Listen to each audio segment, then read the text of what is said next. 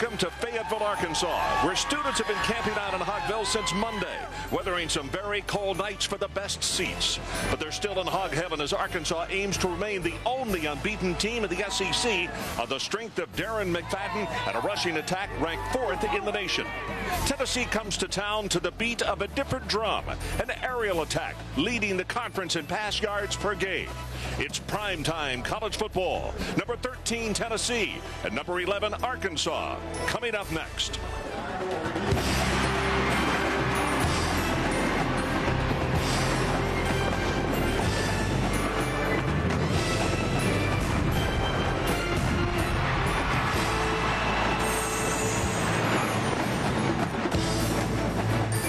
What you're looking at is one of the better home field advantages in American college football. It is Razorback Stadium in Fayetteville, Arkansas, as tonight in the SEC, the Volunteers come calling against the Razorbacks in a huge matchup as far as the SEC and the championship game in December.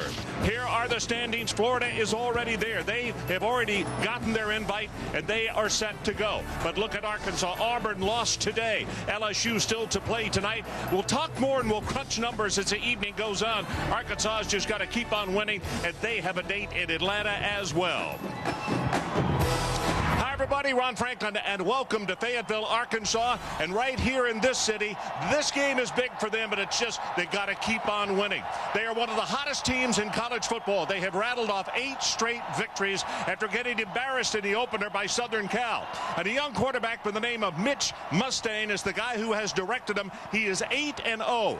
And as I bring in Ed Cunningham into the telecast, Ed, he's not starting tonight. Casey Dick will get the call. What's going on? Why the decision by the coaching staff? Defenses had started to figure out that Mustain had kind of hit a ceiling. He started to throw some picks. Casey comes in, gives him a little better element in the passing game. But let's not kid ourselves, Ron. At Arkansas, it's all about the running game. 2 of the best running backs in the country. Felix Jones, who's also an All-American kick returner, has great speed. Darren McFadden, they have to get him the ball at least 25, if not 30 times a game. Very powerful. He's a little deceiving, Ron. He looks tall and skinny. He's not. He's very strong. This is the best combo in the country as far as yards as running backs. Patrick White and Steve Slayton of West Virginia are higher, but White, of course, a quarterback. These guys very dangerous. Well, the SEC obviously is loaded with good young quarterbacks. Ainge unable to go tonight, the starter, because of a bad ankle, which is still hampering him. And young Crompton is going to get the call to quarterback. He was outstanding last week against LSU. Yeah, the Arkansas coaches were a little upset that he didn't look worse against the #1 defense of the country. Crompton came in, he went through his progressions, was almost perfect, had 1 interception, but the ball was tipped, and he's got plenty of arm to run 2 long throws to Robert Meacham. Now, last week, that was at home, granted against the #1 defense. This week, on the road at Arkansas, I think Tennessee will try to establish the run just a little bit more than they have this season. Time now to meet the 3rd member of our broadcast team. Let's go down to the sideline, Dr. Jerry Pudge. Jerry? Thank you very much, Ron, and hello, everyone. You know, although these 2 teams have only met 14 times, this series has certainly had its share of fabulous finishes. Let's turn back the clock. November 14th, 1998, Knoxville, Tennessee. 2 teams at 8-0. Arkansas with a 2-point lead, 1 minute and 43 seconds of play, and Clint Sterner stumbles and fumbles. 5 plays later, Tennessee, Travis Henry would dive across from the 1-yard line, and the Vols stay unbeaten on their way to a national title. Then 2002, after 4 hours and 8 minutes of football, with a broken collarbone, Casey Clausen hits Jason Witten for the touchdown, and the Vols win in 6 overtimes, 41-38. That's the last time these teams met. And Ron, there's no reason to believe that, given the history of this matchup, this series won't go down to the final series or maybe the final play here tonight. Okay, Jerry, Arkansas 5-0 in the SEC. They've never started 6-0. And for Tennessee, they're 45-13 on the road since 1992. That is the best in the Southeastern Conference. Coming up next, Michigan and Ohio State. We'll start talking about that fabulous matchup next Saturday. We'll hear from Chris, Lee, and Kirk. Stay with us.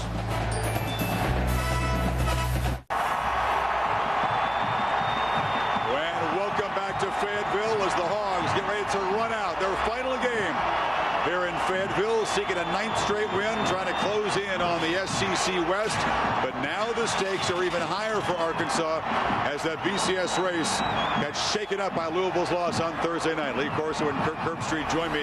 Guys, with Auburn getting flattened, with Cal going down, with Florida barely escaping, we're seeing the perils of trying to be that one-loss team in BCS contention. How does it affect Arkansas tonight, you think? Well, first of all, it gives them extra incentive. Now, they got a chance not only to win the SEC, but they had a shot at the national title. 2 of those top teams in the BCS are gone, sweetheart. That means if they can win, they just keep moving up. Yeah, if you're Arkansas, you're thinking about tonight. The most important thing is just taking care of business. Realize that the game tonight is very big, obviously. You beat Tennessee, you beat Mississippi State. More than likely, you advance, you get to the SEC title, but you still have to continue to win because now for Arkansas, it's bigger than just the SEC championship game. As you said, Lee, with these teams falling in front of them and with the Gators looking very pedestrian, if Arkansas wins impressively tonight, they are, without a doubt, the best team in the SEC.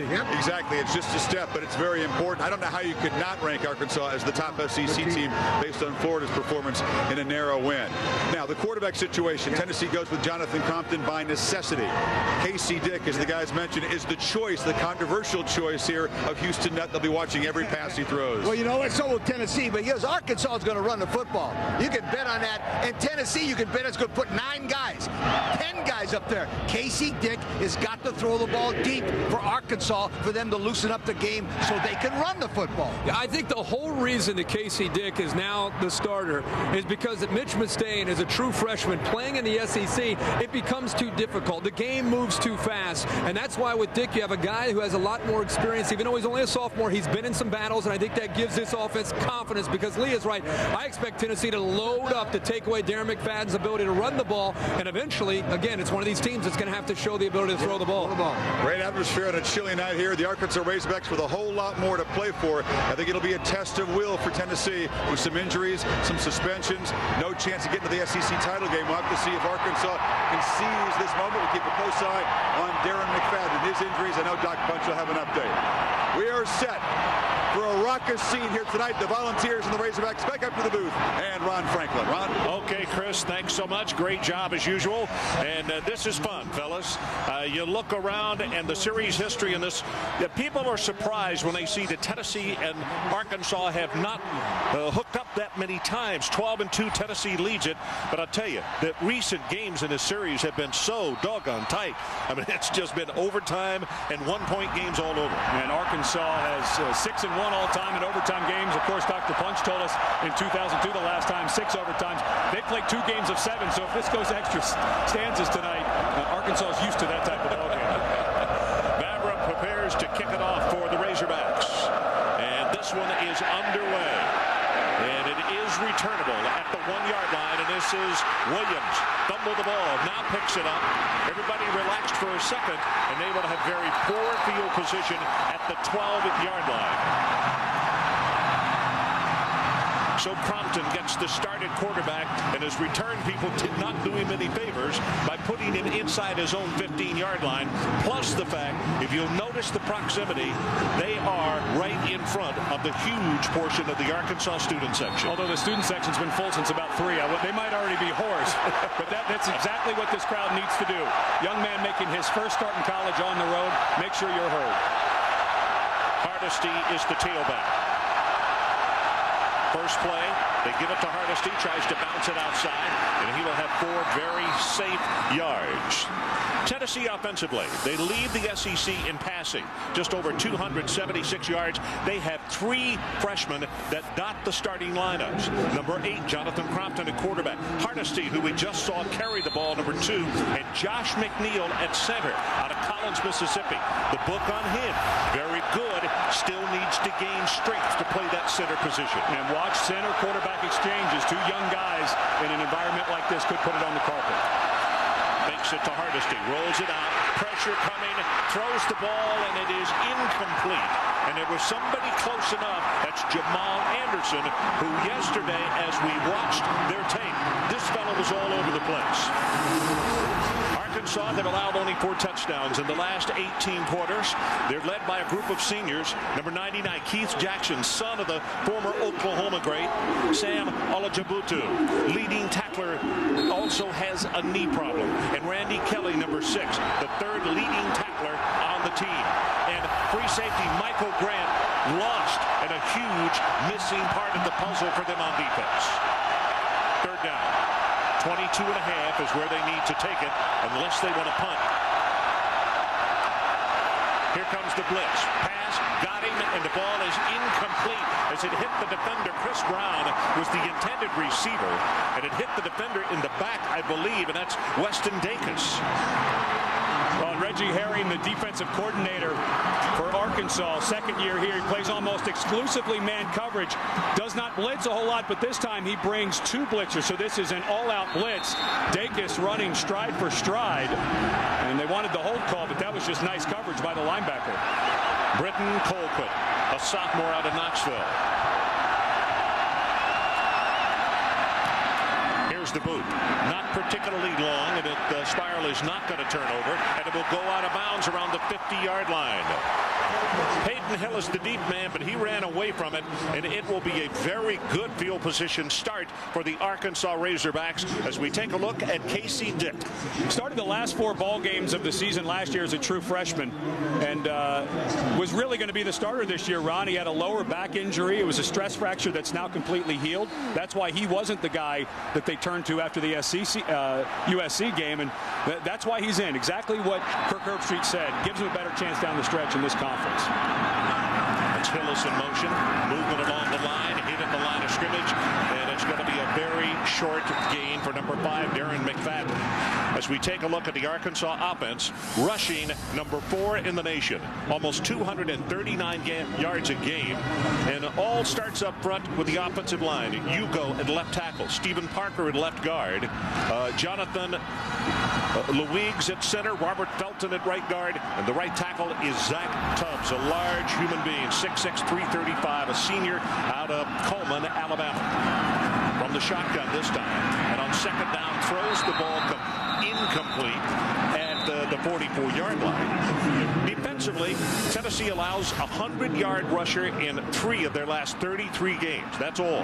At the defensive line, Xavier Mitchell, they call him X, Turk McBride, Matt McLaughlin, and Antonio Reynolds at the defensive end spot on the right. And they are so very thin. Now on 3rd and long, John Chavis, because they don't get much pressure with their front 4, wouldn't be surprised if a guy like Mayo comes off the edge. Well, here's an interesting setup. You have both Jones and McFadden in the backfield.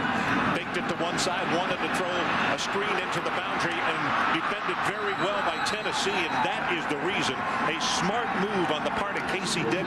Don't throw it because there were white jerseys everywhere. Well, they tried to fake to the left and come back to a screen to Jones, but Xavier Mitchell, the defensive end to that side, ran with Jones the whole way, and Dick made a very wise choice, Ron, just like you said. He saw that 93 was running with 25, and he pulled it down. No reason to throw into that many white jerseys. Hefney is the deep man as you get a good look at Jacob Skinner, the punter. There's Hefney right there.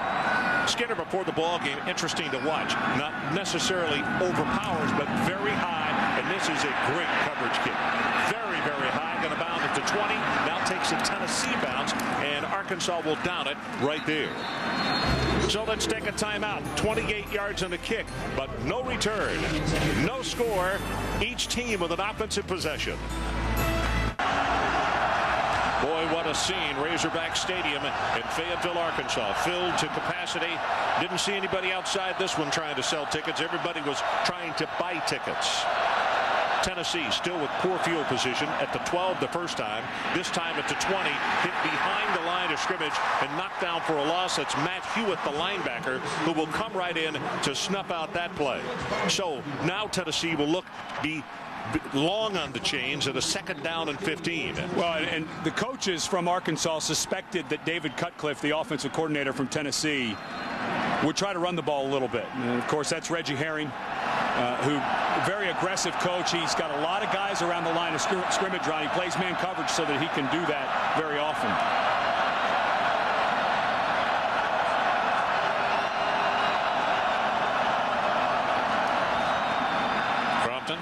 Steps up, pressure from the backside. He's sacked at the 10-yard line. And it again, Jamal Anderson. Wow, the junior out of Little Rock Parkview. And folks, take a good look at him. He had an unbelievable game against Auburn. He's a former quarterback in high school. And just overpowering. He has such long arms on the right side of your screen. He does a great butt, press, and rip, where you butt the guy, push him away. He's got long arms, and then you actually rip him by you to run by. That's a great power rush move. Exactly what Reggie Herring said he's good at. Can you believe he was a signal caller? I think he's at the right position now. I think he is, too. He is very impressive. Little draw play here to try to gain some of that back. Hardesty will take it to the 15, and it's going to be a 3rd down and 15. Keith Jackson with his first tackle of the night.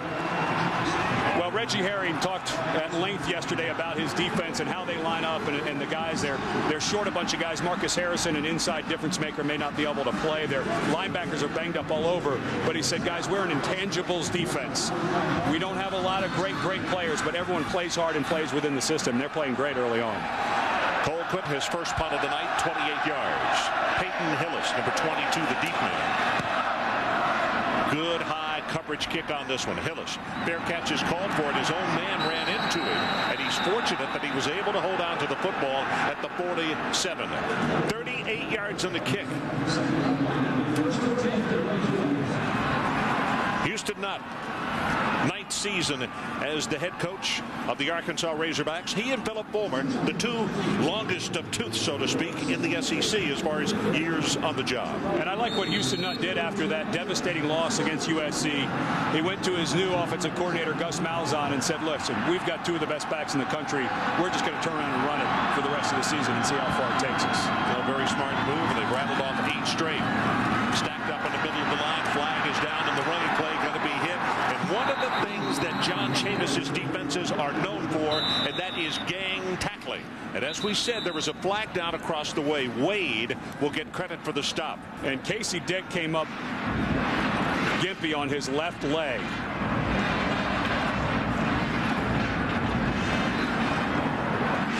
Offside against Tennessee, and I thought somebody in the middle of the fray jumped just a little too quickly. So a play that was knocked down for a loss. Offsides, defense, 5-yard penalty, repeat first down. Well, and Mitch Mustaine will now come into the game because Casey Dick on a nondescript running play goes to hand it off, and he hits knees.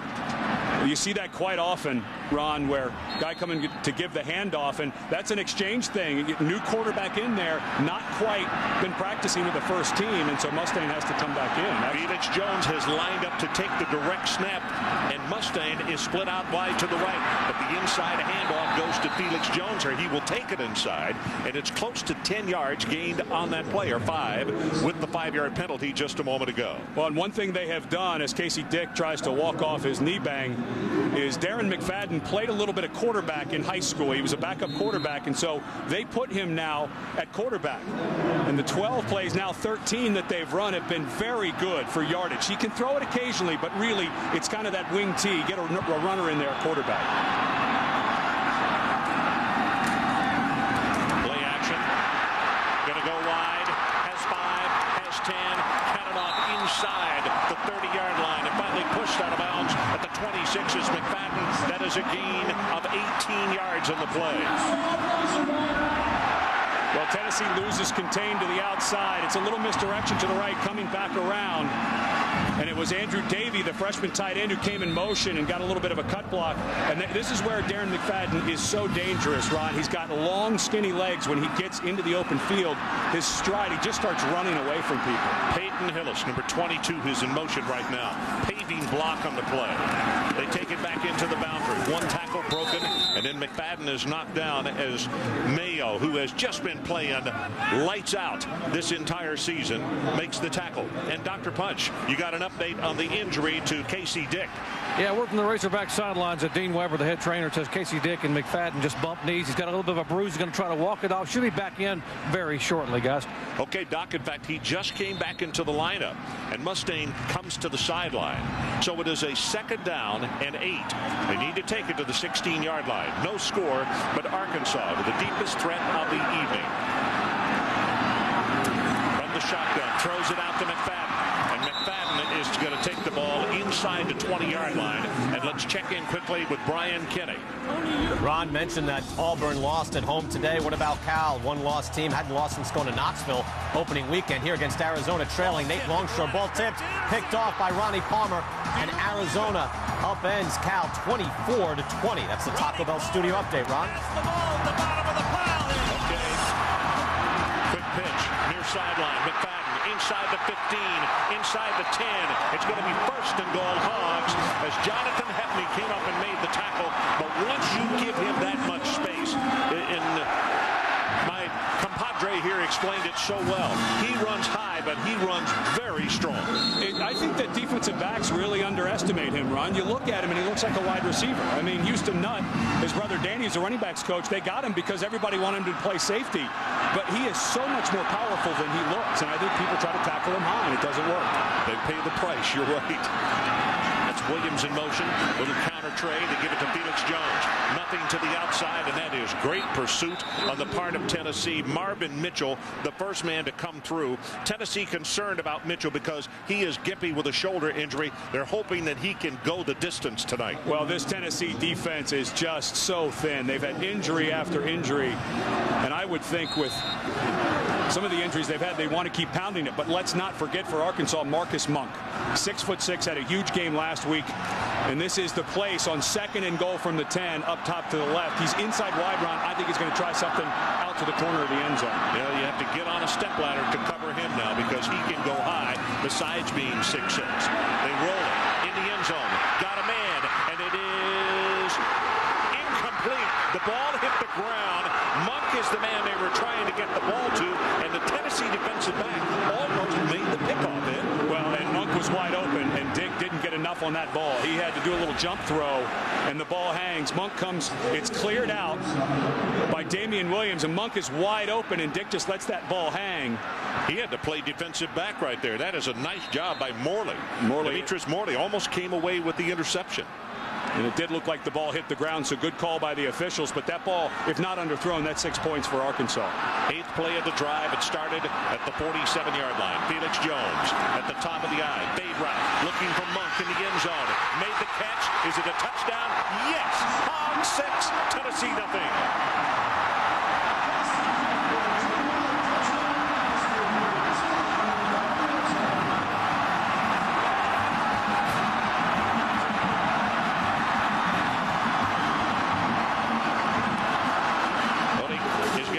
To the record, which is 23, his 20th touchdown. Ron, everybody talks about how great Monk's hands are. That's just an unreal catch. The ball was thrown back to the outside, not to the inside. Great recovery on that ball and an unbelievable catch. Jeremy Davis to attempt the extra point. Ball is down, the kick is up, and it's good. So let's take a timeout. A very impressive drive on a very impressive catch by Monk in the corner of the end zone as he gets 1 foot down.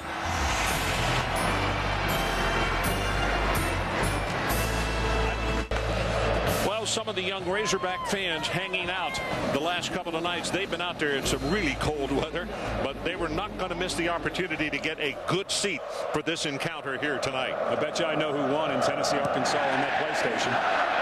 Faber with the kick, and this one's going to go 3 yards deep, and they'll return it.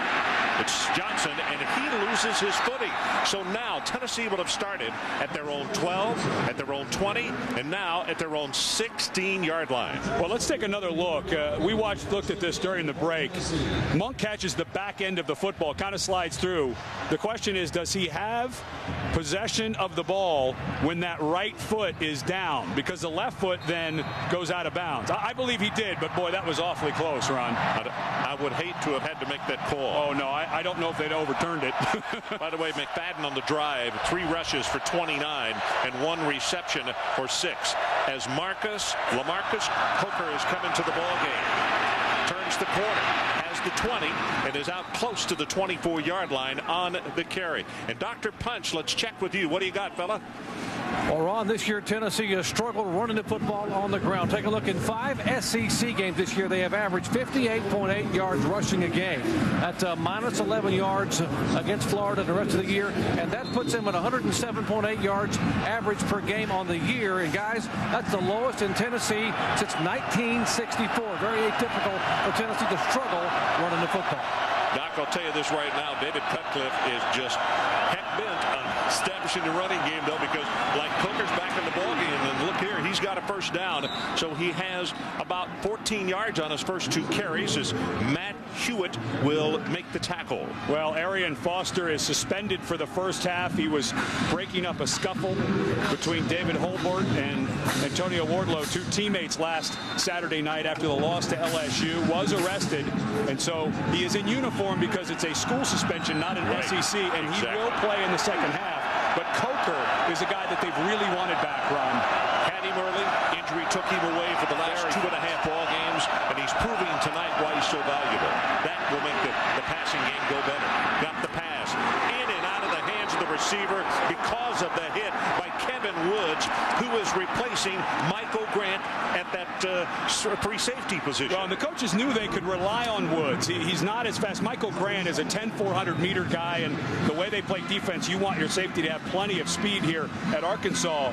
But Woods has been a guy who's been waiting for his turn, a junior who's been great on special teams, reads this perfectly, and a perfectly timed hit. And Matt Hewitt actually got a hand on it before the ball got there, but it was Woods who applied the wood. Second down and 10. 7-0 Razorbacks. And here comes Coker. Bounces it outside, turns the corner, 35, and he's out. Enough for the first down at the 41-yard line. Well, let's take a look at Tennessee's impact players. Of course, you're starting to get a little bit of running game going that has everything to do with Coker, but Robert Meacham, the best of the bunch, one of the top 2 or 3 receivers, in my opinion, in the entire country. Smith and Swain, though, Ron, if Meacham gets double covered, which he will occasionally tonight, are plenty good. They can come down to them. Now the question is, can Jonathan Crompton, if Meacham is double covered, find the open man? I think Crompton can. With what's happening with Coker, though, 3 carries, 26 yards. Now, all of a sudden, play action means something. Little counter play.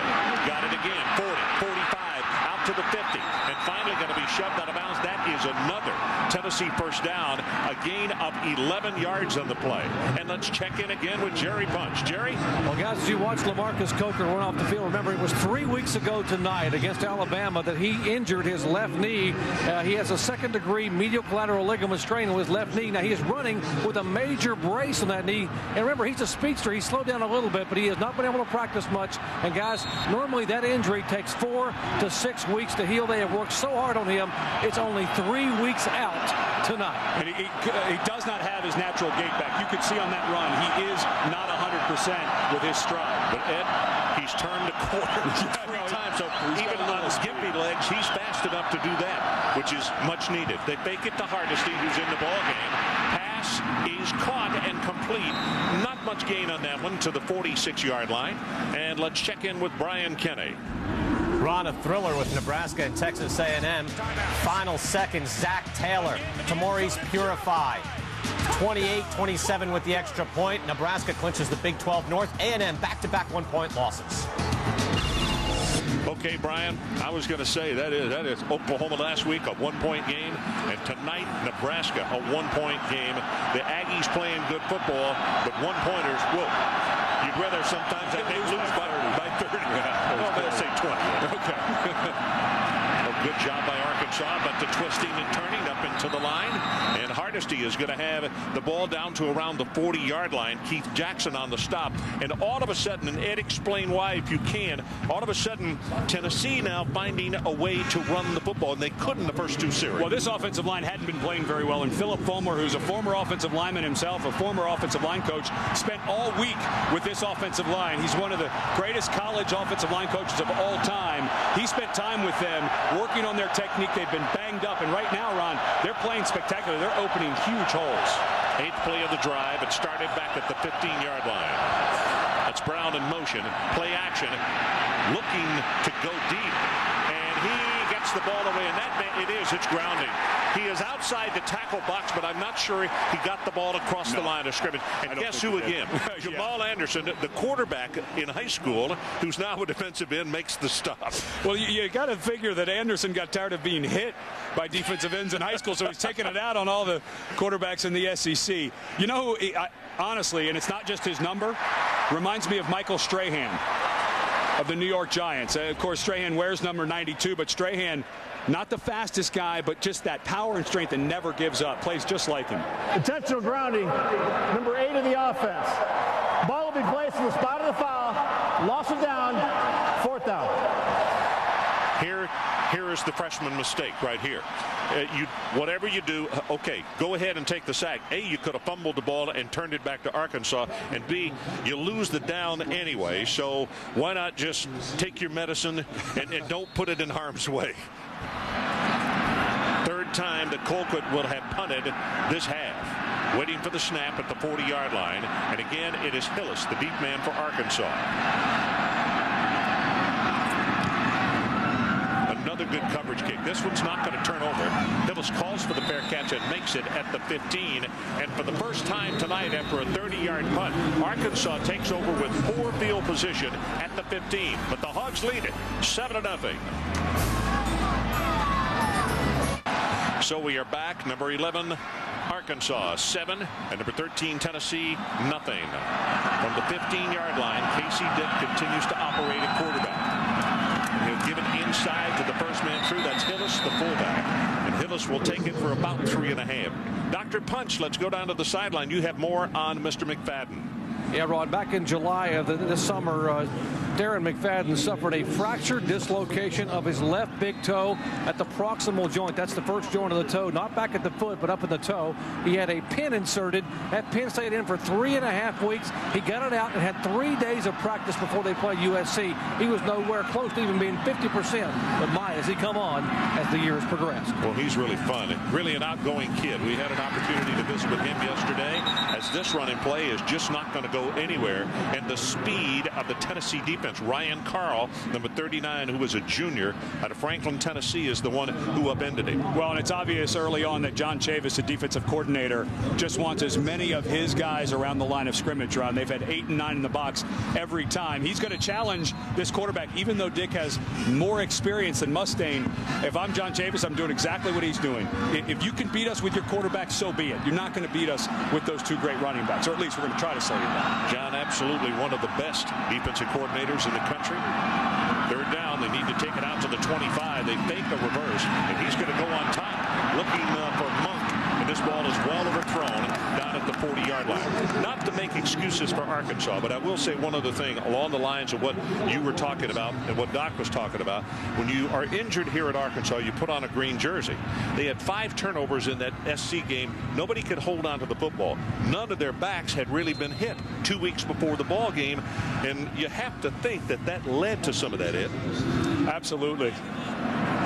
Skinner has the strange, and the students do the same thing. That's the angle he wants to kick it. He's a directional kicker. I think it's yoga before he kicks. Well, this one's going to be very high, and it is. It's a driving spiral, and is going to be taken at the 43, hit immediately, and down at the 42. Hackney, and boy, that's great coverage. Number 2, Crawford, is the guy who got downfield and made the tackle. 38 on the kick, -2 on the return. Next Saturday, ABC is your home for the most anticipated matchup of the college football season. Number 2, Michigan, and Heisman hopeful Troy Smith, the number 1 Ohio State. Well, they battle, and they, of course, are unbeaten with a trip to the BCS championship game on the line. College football presented by Best Buy next Saturday on ABC, 3:30 Eastern. LaMarcus Coker back in the ball game for Tennessee at tailback. Pass, receiver fell down and that one is well overthrown as contact was made, and Keith Jackson with a lot of pressure on the quarterback. Well, let the arguments begin. Of course, Louisville lost to Rutgers. I think they're going to drop significantly. Florida squeaks by South Carolina, needed 3 block kicks today, including one at the end of regulation. Texas, to me, Ron, is looking the best right now. Auburn lost. I think SC loses. California lost. I think Notre Dame may lose. West Virginia. Arkansas could get into this mix if Texas stumbles. Second down and 10. And movement along the line, and that was Eric Young who came out of his stance. And instead of a second down and 10, now it's going to be a second down and 15. Dead ball, false start. 54 of the offense. 5-yard penalty, still second down. You know, when you're 310 pounds and you get to going, it's hard to stop yourself. It's kind of downhill. It's yeah, a little top heavy. So as we said, it brings up a second down and 15. Razorbacks leading it 7-0. This season, you see their passing offense, and tonight, Tennessee +2 throwing the ball. Pressure coming right up the middle. Short drop in the pass. Incomplete, thrown very quickly. Meacham is the man that he's looking for, and of course Houston is going to be all over him. That's the matchup. Meacham out of Booker T. Washington in Tulsa. And Houston is, in Reggie Herring's words, the best NFL prospect on this entire defense. Talk about a group of receivers he's gone against. Dwayne Jarrett of USC, Rice of South Carolina, and now he draws Meacham. He'll move all over the field unless they go to double cover Meacham. You see his average almost 20 yards per reception. Third down, they need to take it to the 48.5-yard line to keep this one going. Here comes the safety blitz, running up into the pocket, Crompton, and he's going to go down. It'll be another sack. 3 and out.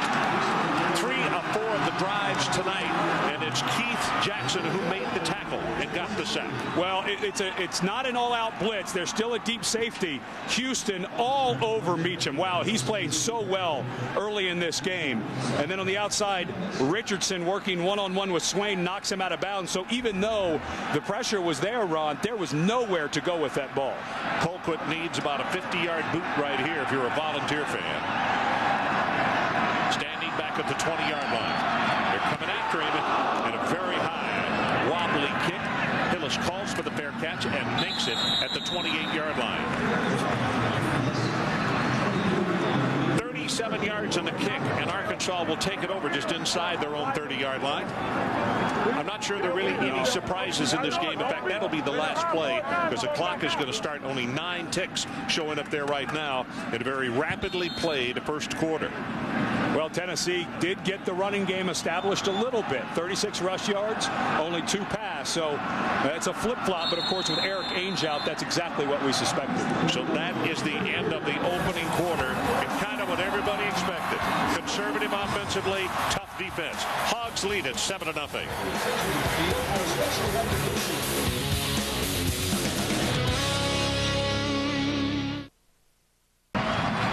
A beautiful sight as far as college football is concerned, and some kind of atmosphere here. In fact, not just tonight, game day on hand. You saw Chris Lee and Kirk on earlier this evening. Thousands of people around their trailer this afternoon, and now tonight's ball game. And straight ahead with the handoff is McFadden is going to have a gain of 5, and he is in that hole so quickly, and that's where they really get you right there. No slant, no try to take it wide. It comes straight at you, and you better be in position to tackle it. Well, and I really like the fact that Houston Nutt, after that, you talked about that difficult loss to USC with the 5 turnovers. He went to Gus Malzahn, his new offensive coordinator, and said, listen, let's pull back some, slow down, we'll get Mitch Mustaine in there, and turn around and hand it off to these guys. McFadden this time runs into some very tough sledding. He'll gain 1. We'll have third down. They need to take it to the 38-yard line. Ryan Carl, we've called his name already a lot tonight, was there to make the stop for Tennessee. And I like the fact that Arkansas is being a little hard-headed with their run. They're just going to keep doing it, Ron, because this is such a thin defense for Tennessee. They've had injuries all over the place, and with a 7-0 lead and Tennessee struggling offensively, keep pounding it because those 2 and 3s will become 5s and 6s in the second half. Well, it's kind of like a boxing match where you continue to work the body. May not look like much, but it takes its toll over time. Short drop to throw, quick look in, and the ball is caught by Monk, and a gamble by the cornerback who was trying to intercept it and take it the distance for the touchdown. 13 yards and a first down for the Razorbacks. He's working one-on-one with Jonathan Wade, and Wade should have played the body, but Monk, everybody in this program talks about his hands. I mean, you know he's 6'6", and he's a great athlete outside, but when you listen to him catch the ball, it doesn't make sound, and that's what NFL scouts want to hear, no sound. This is McFadden, the tailback, and he's going to hold on to it and take it straight ahead and have a gain of close to 8 yards on the play. Brian Kenny, what do you have for us this time? Ron, another great finish this afternoon. Big East football, UConn and Pittsburgh, double OT. UConn scores, but instead of trying to tie with the extra point, they go for 2 in the win. DJ Hernandez from right here in Bristol, Connecticut, goes in for 2, 46-45. UConn didn't have to go for 2, but they did, and they got the win, Ron.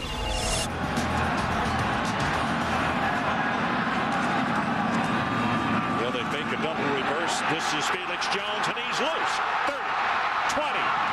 Upended at the 18-yard line. 1st and 10 Arkansas. They'll give him forward progress to the 17. It's a gain of 29 yards. Well, the reason you do the fake reverse, Ron, is you get everybody, they have to stop. If they see reverse, the backside has to stop. Great blocking. Once again, Peyton Hillis, yeah, boy, he is such a good athlete, gets out in front. And Jones, listen, McFadden's fast. Jones may be just a tad faster. When he gets in open space, he's hard to bring down. Well, they're going to go with McFadden again at that stand-up position. He'll take the snap, run it himself, he'll score. 10-5, touchdown, Arkansas.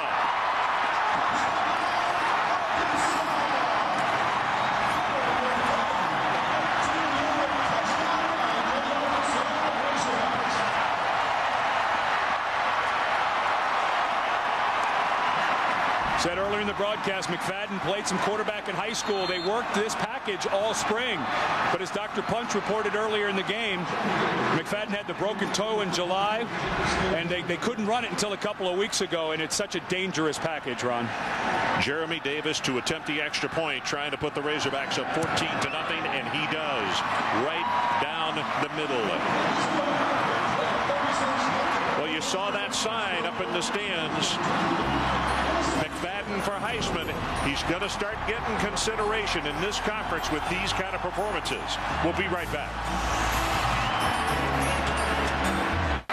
Look at the Arkansas offense on the near side of the field.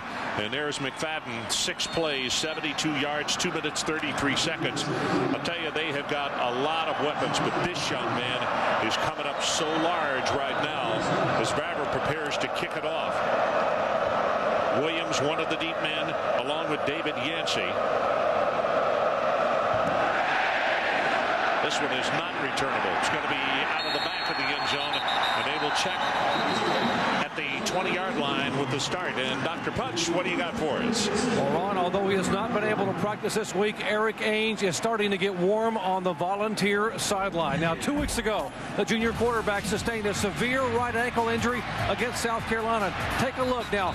Watch his right ankle. You may want to look away. Oh, how did he not break that ankle? Last week against LSU, tackled from behind by Glenn Dorsey. He re-injured the right ankle and sprained the left. And now Eric Ainge is ready to go on the field and try to give it his best for the Volunteers here tonight.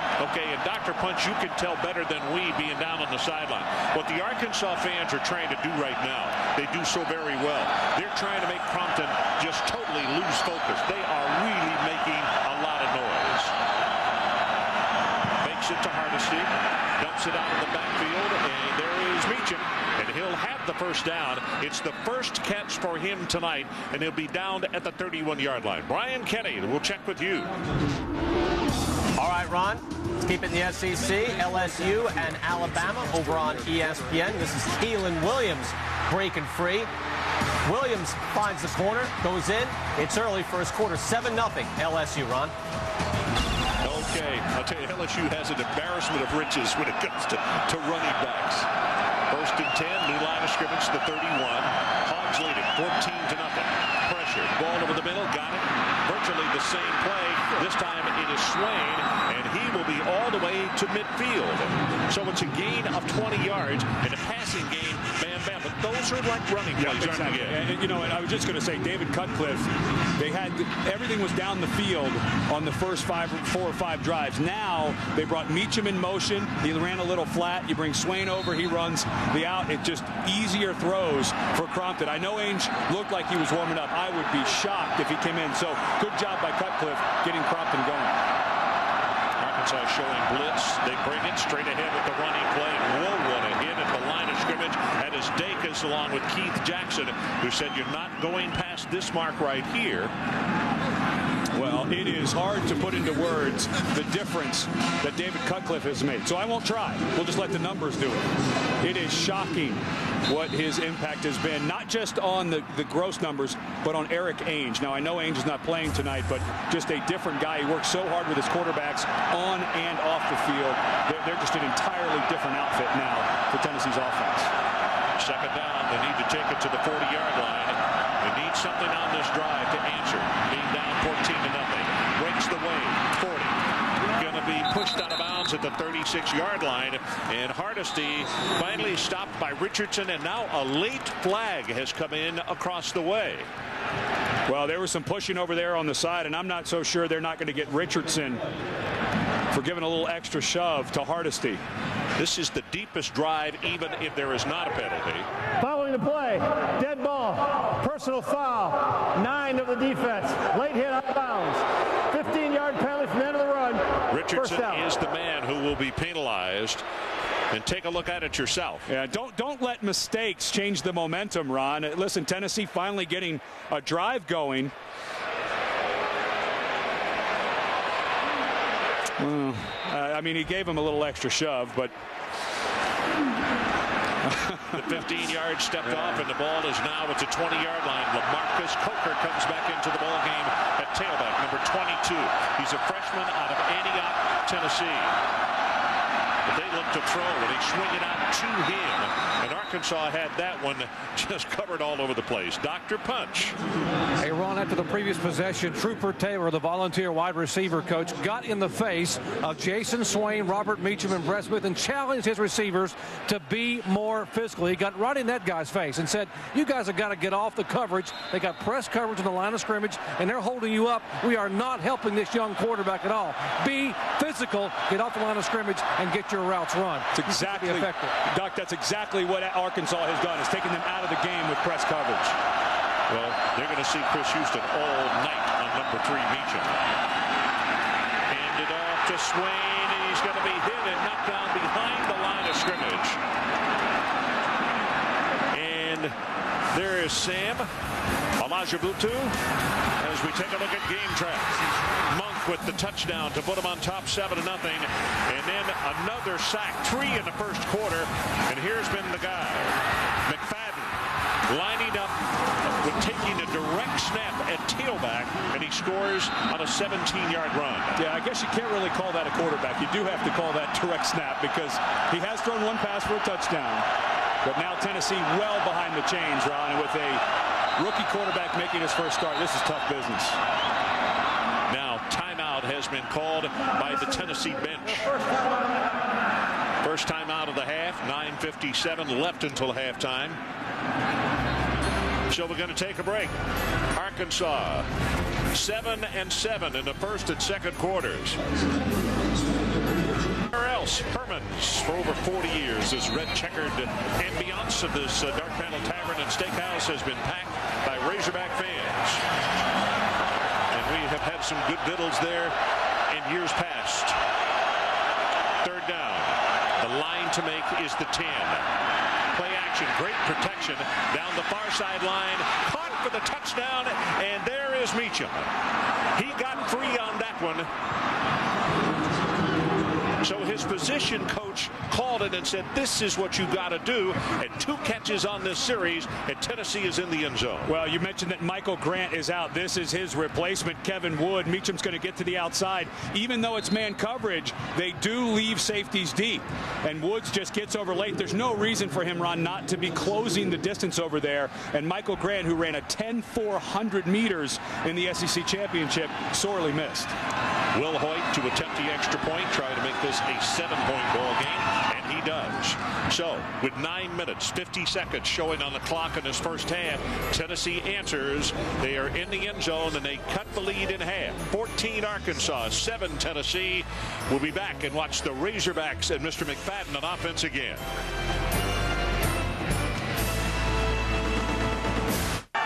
So we are back 14-7, our new score. And take a look, Ed, at the difference between the last drive, 7 plays, 80 yards, and in the first 4, 17 plays, 37 yards. And it was the beginning of the drive, the adjustment by David Cutcliffe, getting Swain and Meacham involved in a different way.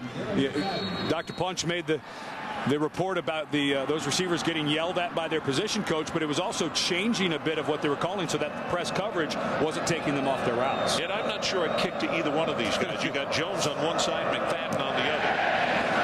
High spinner, and it is going to be returnable. And that is McFadden from the 2. And he gets flipped over short on the 20-yard line. And let's check in with Dr. Punch again. Well, Ron, Razorback offensive coordinator Gus Malzahn has never coached outside the state of Arkansas, but he has a national fan club comprised of high school coaches throughout the country who have all called to congratulate him on his successful transition. Last year, he led his Springdale, Arkansas high school team to a perfect 14-0 record and a 5A state title. Then he gets the call that every high school coach wants to get. For 15 years, he dreamed of getting an opportunity to come, proving he could do it at the college level, and indeed he has done it. He has this team in the top 3 in almost every offensive category. David, Jerry, go ahead with your report as we see the run go right there to the 20-yard line, gain of 2. But he brought along some prize property, didn't he? He sure did. How about the quarterback, Mitch Mustaine, the young man who was a parade All-American? And what a sensational quarterback he was, known primarily as a passer at Springdale, Arkansas High School. 14-0 as a senior, a phenomenal record throughout his prep career, and they just sashayed through all the high school playoff games here in Arkansas and dominated in the state championship game. This pass thrown complete at the 30, and that's Williams, Damian Williams, the freshman out of Springdale, one of the youngsters we were just looking at. It's a gain of 13 before Antoine Stewart made the tackle. And it's worth noting because a lot of people in these parts say, why would you bench a guy, Mitch Mustaine, who was 8-0? But really, he was just handing the ball off, Ron. And this is a totally different offense than Gus Malzahn ran last year at Springdale High School. He adapted to what Arkansas was running, not the other way around. So Mustaine's still learning the system. This is Jones, wiggles his way across the 35. It's going to be a gain of 3. Brian Kenny will check back with you. All right, let's go to the Big 12. Texas Tech and Oklahoma. They're going to put the ball in the air. Graham Harrell waits. It's a lot of time. To Robert Johnson's second touchdown pass of the game. He's got 15 in his last 4. It's 17-10 run. Okay. We'll be out in the South Plain in Lubbock on Tuesday to watch Bobby Knight's basketball team play as he goes in search of the record to make him the winningest all-time basketball coach in Division I.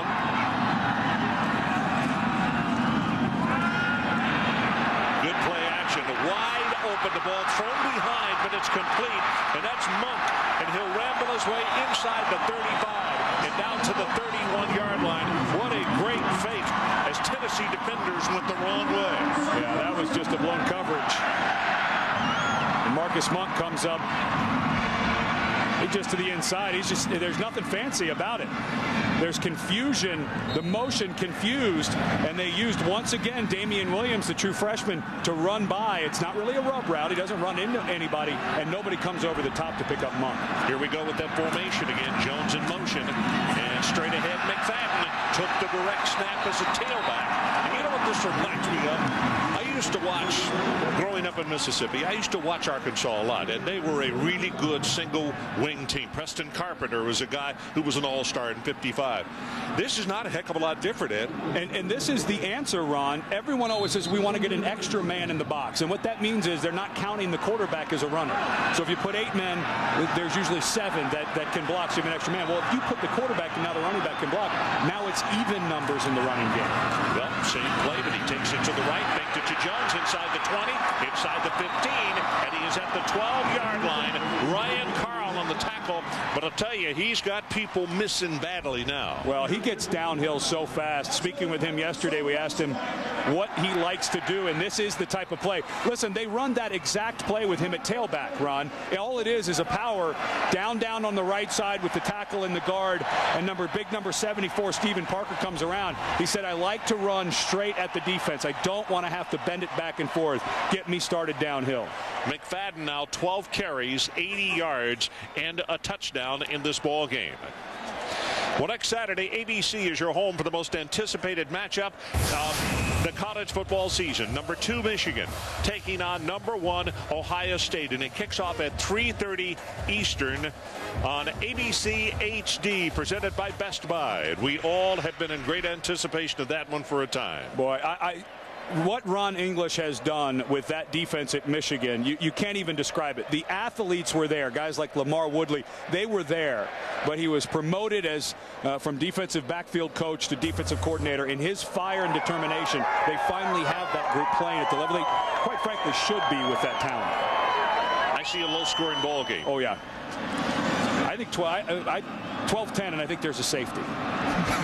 Wow. Yeah, Michigan will be so amped up on the road. I think they're going to get after Troy Smith. Smith will play well, but I just think the difference is going to be that front seven for Michigan. Our situation here, it's 1st and 10 for the Arkansas Razorbacks. They lead the ball game 14-7. We have just under 7 minutes to play until halftime, and again that formation with McFadden lined up directly behind the center. Gets it. He's going to pass. Got a man wide open. Touchdown, Monk. His second of the night.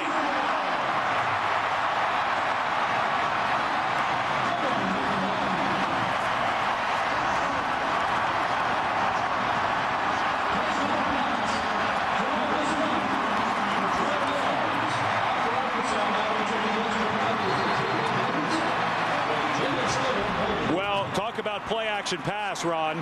When number 5 is in there, everyone's going to come up to the line of scrimmage. And actually, a well-thrown ball. It wasn't like Monk had to do much, but just go up and get it. Monk's got some ribs, though. I think he's got a problem with his left side. Davis with the extra point is up and through. You could see him as he caught the ball and then came over to celebrate, speaking to his teammate, and he pointed toward his ribs and said, don't. So obviously he is in pain, but he's playing, and he scored 2 touchdowns tonight. 21-7 Arkansas. Arkansas 21-7. Monk with 2 touchdown pass receptions in the first half.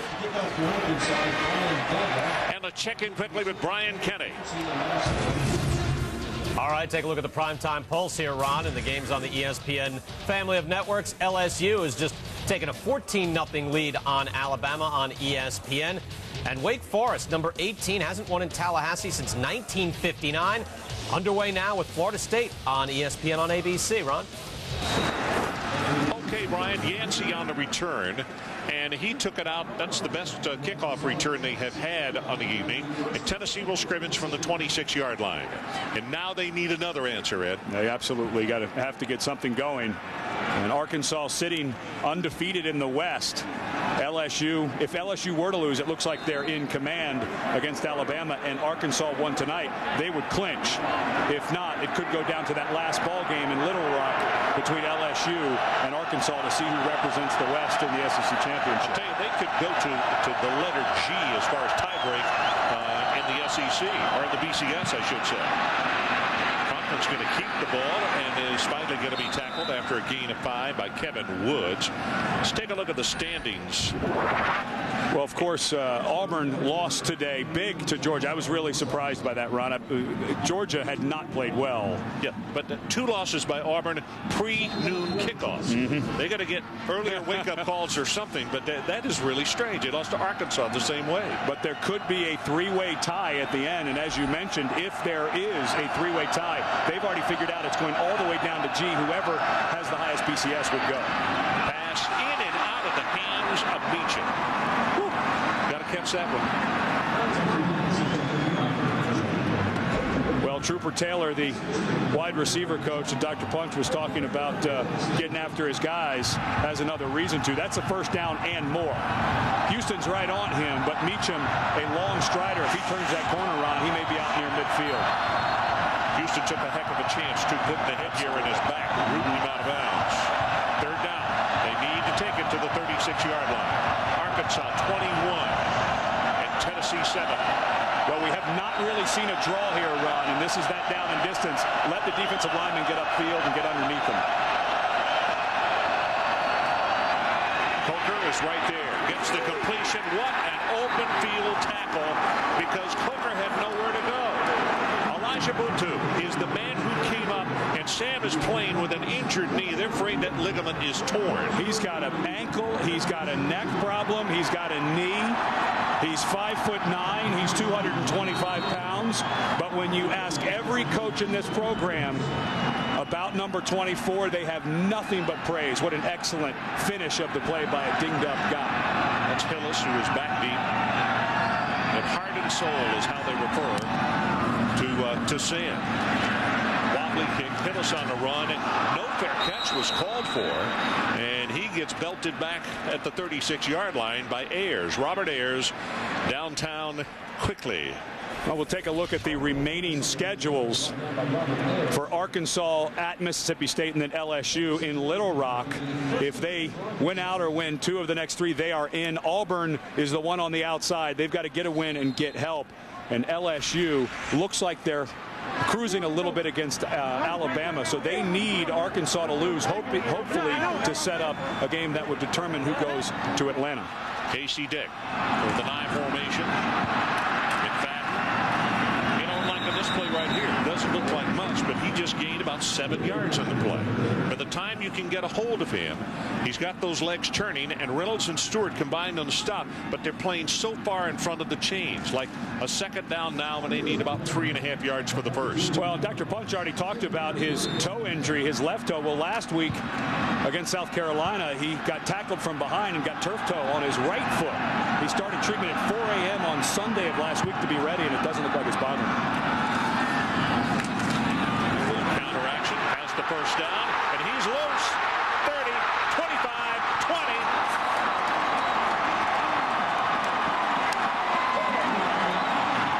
Hefney saved a touchdown. It's a 38-yard gain. And this is where he's so long, Ron. He's 6'2", but his arms and legs are longer. Watch the stiff arm right there. You cannot tackle this man high. Demetrius Morley, I don't know why. There's very few defensive backs who have figured out you have to go down on the number 5's legs. If you try to tackle him high, he'll fend you off because not only are his arms long, they're very, very powerful. It just pushes you away. Already 124 yards. He gets a breather, and Felix Jones comes in to tailback. Flag is down. Tennessee was offside, so it's a free down for the Razorbacks as Mayo comes over to make the tackle. And I think the Razorbacks will probably take the penalty and make it a first down and 5. Right defensive end jumping. Offside. No, excuse me, that was the right 5-yard penalty. Repeat first down. In the middle. But right now, McFadden has 14 rushes, and their goal every game is to get him 25. They actually chart him. They go in at halftime and put it up on the board to make sure they're getting them. And I don't think they're going to slow down, Ron. It's starting to come in big, big chunks. 3:51 showing until halftime, and here's the formation again. McFadden lines up directly behind the center. Quarterback is split wide, and he hands it off to Jones. Turns the corner, and a good tackle out of the secondary on Jones. And that was Hefney who came up to put the shortstop on him. It's Monk time now. Ron, if they pick up the first, you'll be able to pick up. I think they may have it. The ball's right on that computer-driven line. I'll tell you, the big fellow's on the sideline, and I'm not so sure that they're maybe keeping a close eye on that rib as they go straight ahead. Here's Jones inside the 10, down to the 5. It is first and goal, Arkansas. Jerry Jerry, let's check quickly with you. Guys, Marcus Monk will be headed back on the field right now. As you mentioned, it's Monk time. They called him back off, but he has bruised ribs. He got hurt early in the game. I am told he is available. He'll be back in the game when needed. Okay, Jerry. Good hustle there. You could see him when he caught the last touchdown pass when he told his teammates, don't hug me. He said there, my ribs are hurting. So McFadden again lines up directly behind the center. Goes straight ahead with the run. Touchdown, Arkansas, McFadden. He's at full stride in 2 steps, Ron. When he decides I'm going downhill, he's gone.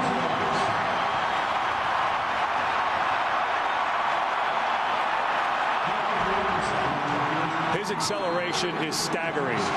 Excellent job in the middle of that offensive line. You don't need to give him much of a crease, and look how low he gets his pads near the goal line. Jeremy Davis tries to make it a 28-7 ball game. And he does. We still have 2:46 left in this opening half. And let's check in with Brian Kenny. Brian. All right, Ron, coming up the half, we've got all the highlights of all the stunners in the SEC, especially highlights of Auburn and Florida. Close one there. Cal is stunned, possibly looking ahead to USC. And now we can look ahead to another 1 versus 2 showdown with Michigan and Ohio State. That's all coming up the half, Ron. Okay, Brian, our situation here, and we talked about it after the last series and how devastatingly good he was. Folks, in a conference this good, when you are just ruling whatever happens, and your offensive coaches have found even more ways to use your extraordinary talents, you're going to start hearing a lot more about number 5 and a candidacy for the Heisman, and rightfully so. Yeah, and locally there was a little bit of heat this week of why isn't there a campaign. Let's not forget that they didn't think Darren McFadden was going to be able to play at the beginning of the year. Of course, he snuck onto the field against SC as a receiver and had a couple of plays, but everyone around here saying, what about the Heisman race? It's like, well, you know what? He's now in it, Ron, and I don't think you need any kind of hype. If he's going to come on a stage this big and play this well, that's enough of a Heisman campaign for me. I have a vote. I've got to start thinking of this guy in that top 2 or 3 for sure. Maverick prepares to kick it off. And boy, they're calling the Hogs, and it is noisy in this stadium. Here's the kick. This one's going to go out of the back of the end zone as well and add a little bit more fuel on the fire that is already burning in these stands. Well, Darren McFadden has done it a bunch of different ways tonight as a tailback and as the direct snap tailback. I agree with you. We can't really call it a quarterback, or can we? He pulls back, and of course the safeties are going to bite.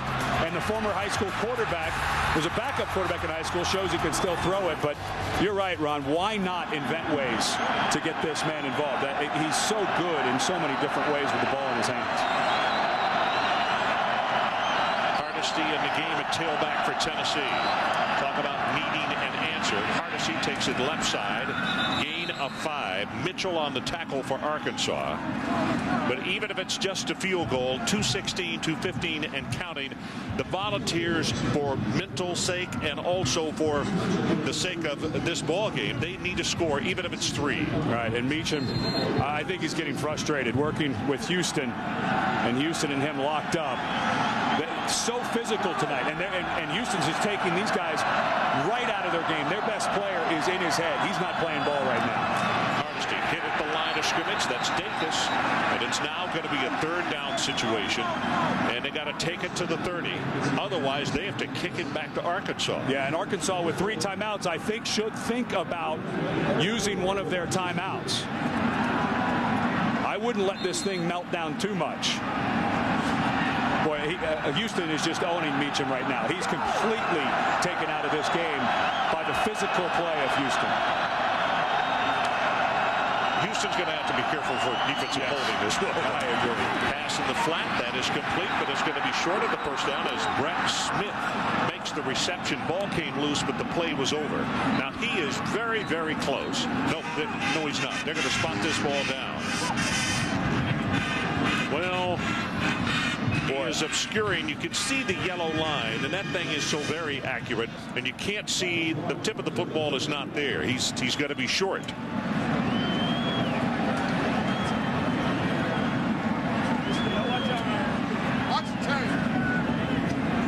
if I'm Philip Fulmer, as crazy as this sounds, down 28-7, Ron, I'm not sure I want to see McFadden back on the field.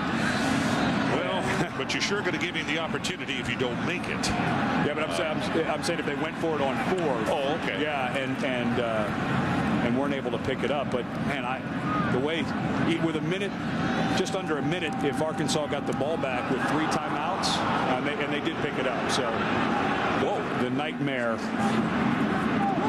of Darren McFadden may be over in the first half for Philip Fulmer. So, I mean, just by a hair, they get the first down. And for that gentleman right there, that is indeed good news, who has a record in 10 games of 9-1 against the Arkansas Razorbacks. Philip Fulmer has owned this Arkansas team. Now let's see if they take the shackles off of this offense a little bit and let him try to throw it down the field. They fake the draw, steps up, and guess who? Anderson is there again. Jamal Anderson, I'll tell you, against Auburn, he had 11 tackles, 2.5 tackles for loss, and 1.5 sacks. He's got 2 sacks in the ball game tonight. An excellent job of a stunt. Defensive tackle to the outside. Big 92 comes to the inside. Ernest Mitchell. But it's blocked, Ron. It's just Jamal Anderson will not stop. He's got such a great motor. And the Tennessee offensive line was in position to block him, but he has such powerful, long arms. He just throws you away from him. So officially credited with 3 sacks in the ball game tonight, all in the first half. Going to be the last play of this first half. Tackle is made at the 26-yard line. 2-1, and they head to the locker room. And listen to the ovation for the Arkansas Razorbacks as they head to the locker room.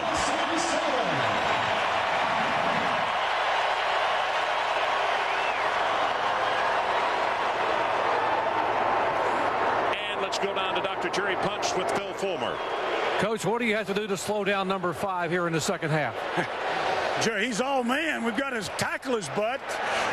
Got an 8-man front. We need to do that better when he gets in the as a quarterback is when he's kicking our tail right now. We'll figure it out inside here. What do you say to your young quarterback at halftime? He got to suck it up. You know, he's made a couple nice throws. We haven't helped him very much. We're going to have to play better around him. It's not just him. Play better around him. Thanks for your time, Coach. Ron? Okay, Jerry, so we are at halftime at our score. Arkansas 28 and Tennessee 7. Now let's go to Brian Kenny for the Yamaha ATV halftime report.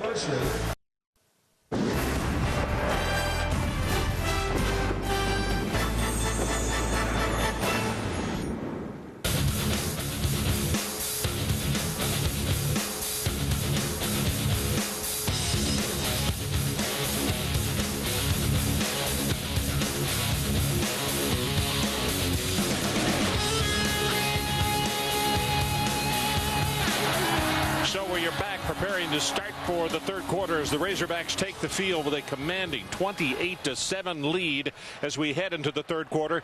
And downstairs in the press box at halftime, everybody was buzzing about one thing. That's number 5. McFadden has simply put on an incredible show in one half, 128 yards. And they really caught Tennessee off guard with him playing so much at the quarterback position. They'd seen it before, but I don't think they expected it to see it as much as they have. And Philip Fulmer said to Dr. Punch on the way off, well, we've got 8 men in the box. Well, that's not enough, because remember, now you have an extra blocker, and of course then you can always go to the play action. Tennessee, if they want to slow this guy down, Ron, they're going to have to go all one-on-one coverage on the outside, no deep safety, bring everybody up around the line of scrimmage. If there's 2 receivers out, you're going to have 9 in the box to slow him down. Now, if Monk is healthy enough with those ribs, now he can become a factor down the field.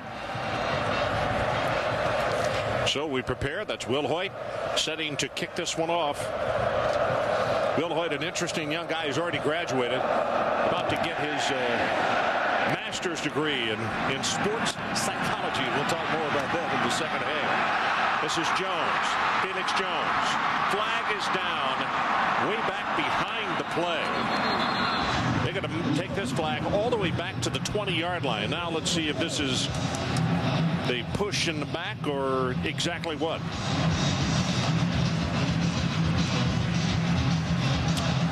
Well, Jones, who was a first-team All-American last year as a freshman kick returner. During the return, holding 37 to the receive team. 10-yard penalty, first out. Hezekiah Smith is who they called, but I think they got it wrong. It looked like Desmond Sims to me. And this offense for Arkansas was so explosive. Their last 3 drives, Ron, 218 yards of total offense and 3 touchdowns. It started getting a little ugly there. Well, there's McFadden. They have not used him as the direct snap guy until they got inside the 30-yard line. So here, the quarterback, Casey Dick, will go under center. He still will be the man at the top of the eye. Blocking schemes are exactly the same. It's just he's taking a handoff rather than a direct snap, like right here. Flag is down, takes it for 5, 6, and 8 yards. Hefney is over there to make the tackle, and we'll see what that flag was about at the line of scrimmage. I think this is the 3rd time tonight that Tennessee is going to be called for offsides. They're trying to guess a snap count, Ron. They're just trying to get any kind of penetration they can because it's the only chance they have right now of slowing down McFadden. Offsides, defense, nose guard, penalties decline, 2nd down. Well, the gain on the play was 9 yards. Right in the middle. But when you're running it as well as McFadden, it's a nice luxury to be able to decline a penalty like that. Number 7, Reggie Fish is checked into the ball game. Top of your screen, a speedster. This is Jones, and he twists his way across the 25-yard line for the first. And Jerry Punch, let's check in with you again. Ron, at halftime, Arkansas head coach Houston Nutt very pleased with what he saw in the first half, but very concerned because Tennessee, he told his players, is a very dangerous second-half team on the road. And give a look. Remember what happened early in the year against Georgia? Tennessee was down by 10 points at half and came back and scored 37 second-half points to win 51-33. Last year at LSU, they trailed by 21 at the half, came back and scored 30 in the second half to win it 30-27 in overtime. Indeed, he is correct talking about Houston Nutt and this dangerous Tennessee second-half team. Okay, did that one. Ball is on the ground, but recovering the loose ball was Jones himself. And it's Turk McBride, the senior out of Camden, New Jersey, who came in and made the tackle. And McBride doing an excellent job. He was the one who was offsides this time. This time he gets penetration. He's working one-on-one with number 69, Zach Tubbs. And McBride, who's had to move around a little bit. He'd lost some weight to go to defensive end down to 275. And then when Justin Harrell tore his triceps, he had to go back inside. So he's a little smaller than they'd like him playing that defensive tackle spot. It's Williams in motion. Sets to throw. Now stepping up and gets it away to Williams. And that will be to the 30-yard line. So it'll be a gain of about 9 on the play. One more thing on Turk McBride. We visited with him this past week on the phone, one of several Tennessee players that hooked up with us. Turk is from New Jersey. He talked with many different teams who wanted to recruit him. He fell in love with Tennessee, but he said the biggest thing that he feared most, he did not want to get a Southern accent. But there's 2 words he's picked up. Fitting and slaw. Fitting is fixing, meaning I'm going to do something, and slaw, which means someone's playing poorly. It's slaw. I have no idea why it'd be slaw, but it just is. Short drop, pumped it. Now going to go on top, far side. There's Monk. He's got it. 40-yard line and down to the 35. Jonathan Wade is the man that they turn completely around on the play. Well, and Monk is not feeling well. He does a great job going inside to the outside. Absolutely spins around Wade. But look, he just wants to get down, Ron. I think those ribs are really starting to bother him. So they're going to have to find ways. You cannot run number 85 across the middle, Ron. Everything now has to be outside where he can protect himself. Do not let him get hit again. Quarterback splits out. That's McFadden. And he'll hand the ball off to Jones on the sweep. 35-30, 25-20. 1st and 10 Arkansas. They'll set up shop at the 16-yard line. That's a gain of 19. And I'll tell you, this combination right here, okay, concentrate on number 5, and number 25 will break your back. Watch the left tackle, you go. Actually, I think they went They actually went over shift to the other side, and Hugo had moved to the right tight end position. So they actually changed the strength of the formation and went heavy right, with Hugo usually playing left tackle now at the right tight end spot. So McFadden again, will he throw in this series? He did for 1 touchdown tonight. Nope, he keeps it, and this time Tennessee is right there to wrap him up, and virtually nothing on the play as Marvin Mitchell, number 40, makes the tackle. Marvin, a senior out of Norfolk, also Mayo. He is out of Virginia as well. And these are the guys that they have to get involved. Remember, this is the best running back combo in the country, yards per game. They're second nationally in rushing behind Pat White and Steve Slayton in West Virginia, but of course White is a quarterback having another big night. This time it's Casey Dick going under center. Williams in motion again. Counter Trey, McFadden right side, inside the 15. He's down to the 10. It'll be 3rd down Arkansas. They need the 6-yard line as Hepney came up to make the tackle out of that free safety position. And Tennessee's got to get a stop right here. If nothing else, force Arkansas to go for a field goal. And that counter play, Ron, they will wear you out with that. And, you know, it's so hard if you're John Chavis right now, because even on 3rd down, you can still run it. To the line of scrimmage quickly. Picks it back to McFadden at the 10. Gets down to around the 6. He's close. Marvin Mitchell on the tackle. And let's see where they're going to spot it down. It would appear that he has the first down from here. So difficult. How do you call a defense when on 3rd and 4, 3rd and 5? You know they can run it. Typically you'd think, oh, you know, it might be passing. Maybe we go to nickel. Well, we've got to leave all our big bodies in. And let's not forget how thin this defense is. And I don't mean their weight. I mean their depth. John Chavis just does. These guys have to play every snap. So they're just going to continue to get worn out here in the second half. 10th play. It started at the 10-yard line. 1st and goal, Arkansas. McFadden, left side at the 4-3. Ball is down on the turf at the 2-yard line. Tennessee says they have it, and they do. It's Jonathan Hepney who made the recovery. So the first major error by the Razorbacks tonight. Well, and Dr. Pugh talked about the comebacks. They needed something like this. Excellent hit right on the ball by Marvin Mitchell, and Mitchell, who is fighting a bad shoulder that he hurt against LSU, just puts a pad right on the helmet. Or actually, it's his right shoulder on the ball. And McFadden, you're right, first mistake, but here comes the noise, Ron. They're in the closed end of the stadium. Not only the fans behind him, but the student section is right there with them between the 20 and the goal line. Very loud. LaMarcus Coker is in at tailback. Crompton gives it to him straight ahead.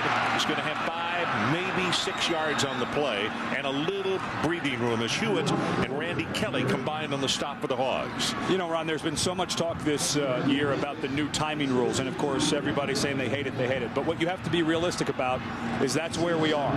And if you're Tennessee right now, down 21, this clock against the running team is going to start melting. And I like Tennessee right now trying to get to the line of scrimmage at 17 seconds. Very smart. 2nd down and short. Hogs show blitz, and they bring one man. Coker straight ahead. He'll be stopped at the 11. That's 1.5 shy of the first. Hewitt and Kelly again on the stop. And once they get away from their own goal line, I'll be shocked if Philip Fulmer doesn't tell David Cutcliffe, let's get going a little bit. Crompton's got all the ability in the world. Let's go ahead and see if he can throw it. Did you see his reaction? I think he was looking at the clock saying, where did it go? We're almost at 9 minutes now. Coker, the tailback. Meacham is the man wide to the right, top of your screen. 3rd down, they need 1.5 yards. And they're going to throw.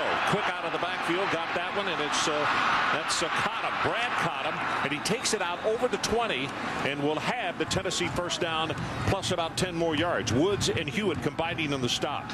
Brad Cottom, whose younger brother Jeff is also a tight end, is what David Cutcliffe calls the best kept secret on this Tennessee offense. And he said part of the reason he's the best kept secret is I have not used him. Actually, that was Brad coming in motion.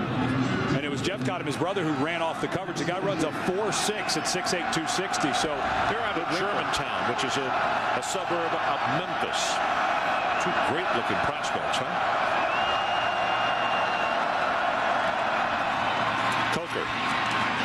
Digs his way right up the middle to 27-yard line. Brian Kenny will check with you again. All right, Ron, let's get back to LSU and Alabama. Crimson Tide trying to get back in this one. John Parker Wilson to Nikita Stover. That's a touchdown. Now it's 21-14 LSU on top. That's over on ESPN. Ron? Okay. And the Alabama quarterback, another freshman who is playing. This conference has a wealth of young quarterbacks and very talented, which says a lot as far as the future. Don't you think it? Yeah, Tebow and Mustaine here. Stafford at Georgia. There's plenty of them.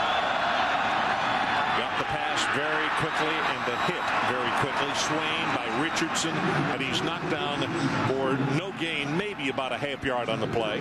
Well, Reggie Herring has to be so proud of his unit so far. I know we've got plenty of time to play in this game, but Reggie Herring plays almost all man coverage. He does leave two safeties deep, but these corners have played so physical, and really that's been the difference in this game. I mean, Darren McFadden offensively, but for Reggie Herring, it's been the physical play of his corners.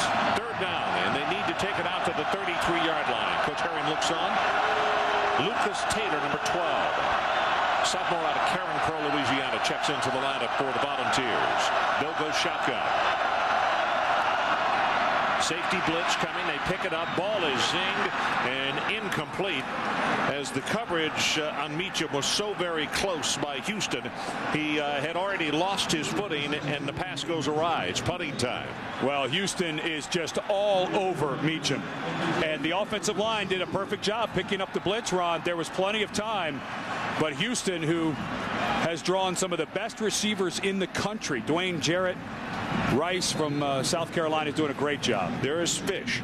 He's replacing the usual deep man who is Peyton Hillis. Hillis is a possession guy. It's Fish who will look at the 6th punt of the night. And here's the boot, his best one of the night. Driving spiral. Fish all the way back to the 25. He's a burner now up the near sideline, steps out of bounds at the 36-yard line. So let's take a timeout. 6:48 left in the third quarter. Arkansas by 21 points. So 28-7 our score. The 11th ranked Arkansas Razorbacks trying to gain even more national attention and respect. And let's check in with Brian Kenny. Ron, just a quick look at all the games on the ESPN family of networks. Again, Wake Forest looking for the rare win in Tallahassee. Haven't gotten one there since 1959. Haven't beaten them since 1973, but they're up 3-zip in the second. As we told you, LSU still up on Alabama on ESPN. Your game, of course. Let's get back to that. Okay, Brian, little counter tray here. Whoa, hit behind the line of scrimmage. Penetration that time by Mayo, and he just fouled up everything. And Parker, the starting left guard, number 74, is limping off the field. And Parker is the guy that they pull all the time. Almost every time you've seen McFadden run to the right, it's been this exact play. Let's see, absolutely. Oh, it just gets, and that happens so often, Ron, when someone makes a tackle behind you, you get rolled up. He got a knee injured last week in the ball game, and he came out immediately. And they don't want to lose him because he does such a good job on that play, reading whether he needs to cut up or kick the guy out. He's got very good vision when he comes around. Maybe at Williams in motion for the Razorbacks. They fake the counter, steps up, pass thrown. Whoa, behind the intended receiver, Crawford, and Stewart almost came up with an interception. Looked like he was saying settle down or set. In other words, stop moving on the play. Well, as much as Arkansas has been able to run the ball tonight effectively, Casey Dick really hasn't been able to get into a rhythm. That time he never set his feet. He had to avoid a rusher. Got his shoulders all turned around and never got settled down. So Gus Malzahn probably said, hey, come on. You stick to your mechanics. You still have to focus on your technique. Well, what's winning for him tonight is the single wing. Yeah, I'd go back to that. Third down, 12. Little counter play, and here's McFadden. He gets banged hard on this one. It still picks up 3 more yards, but it'll be 4th down and punting time as Ryan Carl was there to make the hit. Hey, Ron, look at the time. 5:40. Yeah. Remember the last drive? Tennessee started with 10 minutes left in this quarter. Let's watch Skinner this time. Watch the routine, folks, that he goes through. And if you're at home, the noise you want to be making is turn up the heat. That'd have to be a lot right here. doing it in the stands as well. I don't mean to laugh at this. Is his pre-kick routine, and we respect that. But the fans do it as well, and it looks kind of strange when 10,000 are trying to duplicate that. Very high, very long. Fair catch is called for. It works. At the 18-yard line by Hefney. Let's take a timeout. 44 yards in the kick. It's been all Razorbacks. Good look at Lance Allworth. He is being honored here tonight and recognized.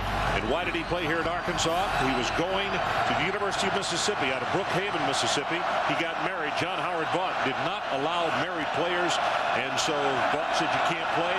And the coach over here said, Mr. Boyle said, we love married players.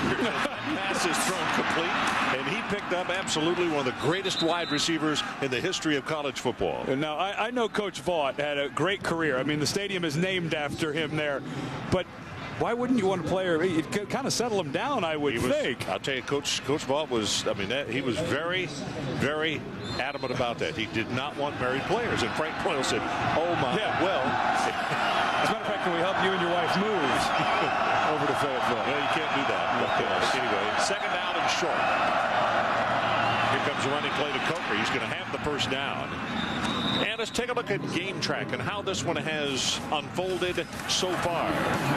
Well, people have wanted to know about Darren McFadden's Heisman campaign. Well, let's consider it started, Ron. I don't think you need to send out leaflets and DVDs to think that this young man is playing his way to New York. And the defense for Reggie Herring tonight, the defensive coordinator, has played so physical. First and 10, Tennessee from the 33. They run a counter play, but hit behind the line of scrimmage. Coker, and he is going to be corralled. Look at the game tackling right here. The first man, Mitchell, along with Dacus. I think Dacus was the first man to slow him up, and then Mitchell came and got a lot of help from a lot of friends. How many times did Reggie Herring say to us, blue collar, the other day? Yep, and that's Mitchell right there. And that's exactly what these guys are doing. They're all, and they're not getting tired, Ron, because their offense has done such a good job keeping them off the field. They're able to play at that high level. Second down, and they still need to take it out to the 43-yard line. Crompton sets, delivers near sideline off the mark. Brian Kenny, let's check back with you. Ron, start of the day, Ohio State, Michigan, Rutgers, and Boise State unbeaten. Could they stay unbeaten? Anthony Montgomery, 37-yard field goal up. It's good. Holding off San Jose State. They needed a touchdown and the 2, then the field goal to get this win, but they stay undefeated, Ron. Okay, we saw Boise earlier this year playing that one a little close to the vest. And they need some beauty points if they want to sneak into that top 12 to get an automatic berth, and that's not going to help. That would not be a beauty point tonight. No. Third down. There are 10 men in the box. Steps up, throws it, and it's thrown behind the receiver at the 40-yard line. Meacham, the guy that the pass was intended for, but Mitchell and Keith Jackson with tremendous pressure on the Tennessee quarterback. Well, and Keith Jackson, whose father, Keith Jackson, two-time All-American in Oklahoma, a bunch of Pro Bowls in the NFL as a tight end, now does the color commentary for the Arkansas radio broadcast. I'm sure he's pretty excited about that play. Seventh time that Colquitt has had to punt tonight, and Britton this time is standing at the 13-yard line. Beautiful kick. Very long, very high. Fish signals for the fair catch and makes it back at the 27-yard line. So as we head to break, 28-7, Arkansas on top. And look at the frustration on the face of Tennessee's leading receiver. He has worked very hard. Not happening.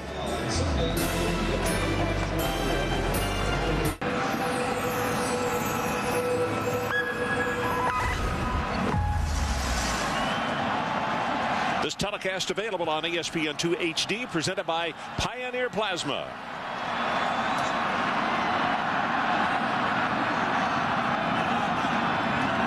Direct snap to McFadden, and it's Jones on the end around, and he will take it out across the 30 to the 31. Ryan Carl again making the stop.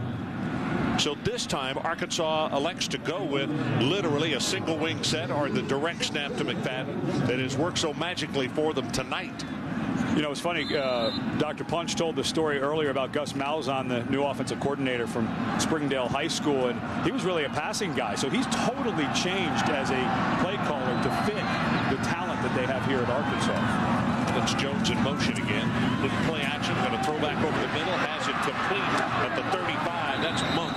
And with those sore ribs, I can't imagine that he enjoyed making that catch in traffic. Let's check in with Dr. Punch, who's got an update on some injuries. Yeah, Ron, a couple of injured Razorbacks. The offensive guard, Stephen Parker, came off a moment ago in the locker room. He has a sublux patella. Basically, the kneecap has moved to one side. They're in there trying to tape it in position and get him back out on the field. And by the way, their big bull, the fullback, Peyton Hillis, a deep thigh bruise and mild knee sprain. He may not be back in for very much action here for the rest of the night. Okay, Jerry, thanks. That's great hustle.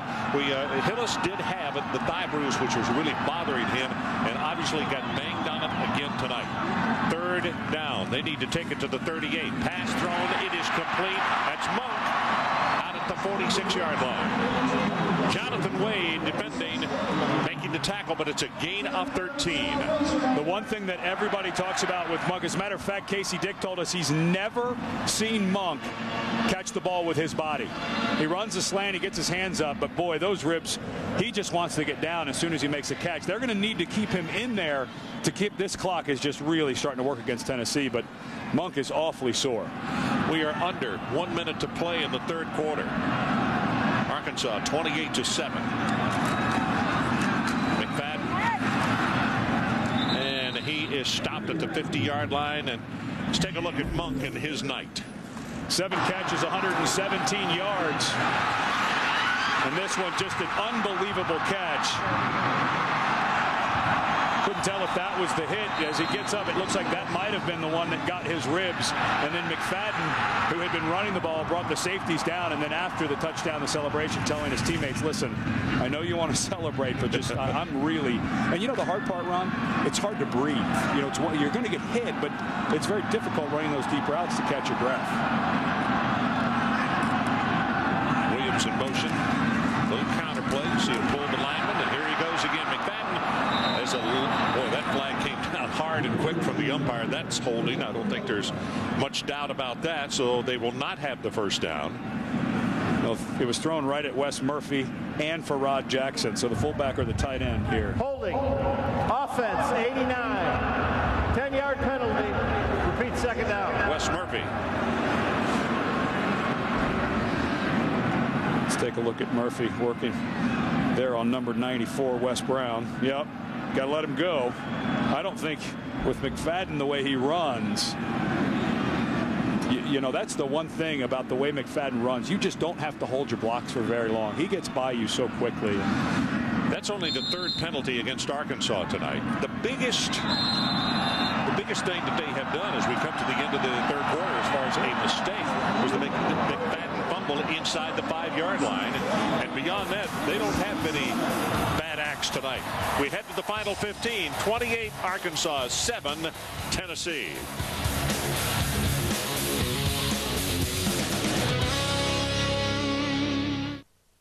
So we're back for the final 15 minutes of this one. Stephen Parker, number 74, the big offensive lineman who had the kneecap that moved out of place, is back out of the locker room and was trotting onto the field. So we assume that they're preparing him to play again. Here's McFadden. Turns the corner. 45, 50, 45, and then is knocked out of bounds hard at that point by Morley.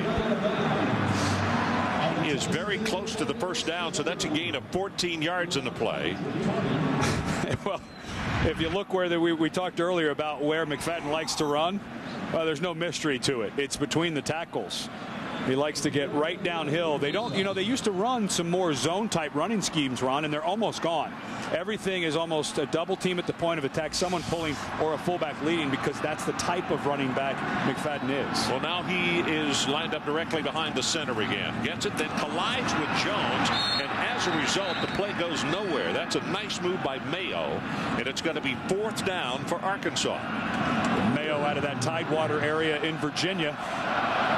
They expect big things out of him. And the crowd wanting Houston not to go. No, it's 28-7. Mayo is one of many kids there. Most of them went to Virginia Tech. He said, I wanted to be a little different. All of his buddies went to Virginia Tech. He's got 4 friends that start on the Virginia Tech defense. So here is the pre-kick ritual by Jacob Skinner, senior out of Texarkana, Texas.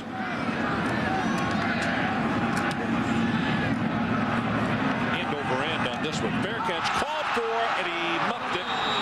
And the pile at the 15-yard line, I believe that Hefney recovered his own muff. Good is the man who helped out. 14:05 left in the ball game. Score remains the same.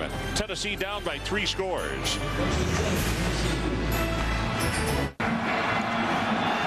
Tennessee to the line of scrimmage. Arian Foster, who was suspended for the first half of tonight's ball game, is in and playing. Number 27, a tailback. Quick out pass, fires this one complete. It'll only go for a couple to Brett Smith. Brett, I'm sure, wanted to have a big one tonight. He's out of Warren, Arkansas. Darius Vanette on the tackle. Another corner that was banged up, had a bad knee, came back, and with the way that they play, they need to be able to rotate some guys in, and the key to that play, Ron, keeping them in bounds. I think Tennessee needs to go to a hurry-up. I don't think they can huddle for the rest of the game. Arian Foster continues to operate at tailback. Pass thrown back against the grain. The tight end, that's Brad Cottom. Close to the first down, and in fact, from where they've spotted it, it would appear that he would have it. Dacus on the stop for Arkansas. Yeah, where they placed it down, it'll move the sticks for Tennessee. We are already at the 13:07 mark, though. Well, it has not been a very good night. Unbelievable. 93 yards passing there, the #1 passing team in the SEC, and the #1 receiver has been held to 38 receiving yards. It's just been domination by Arkansas.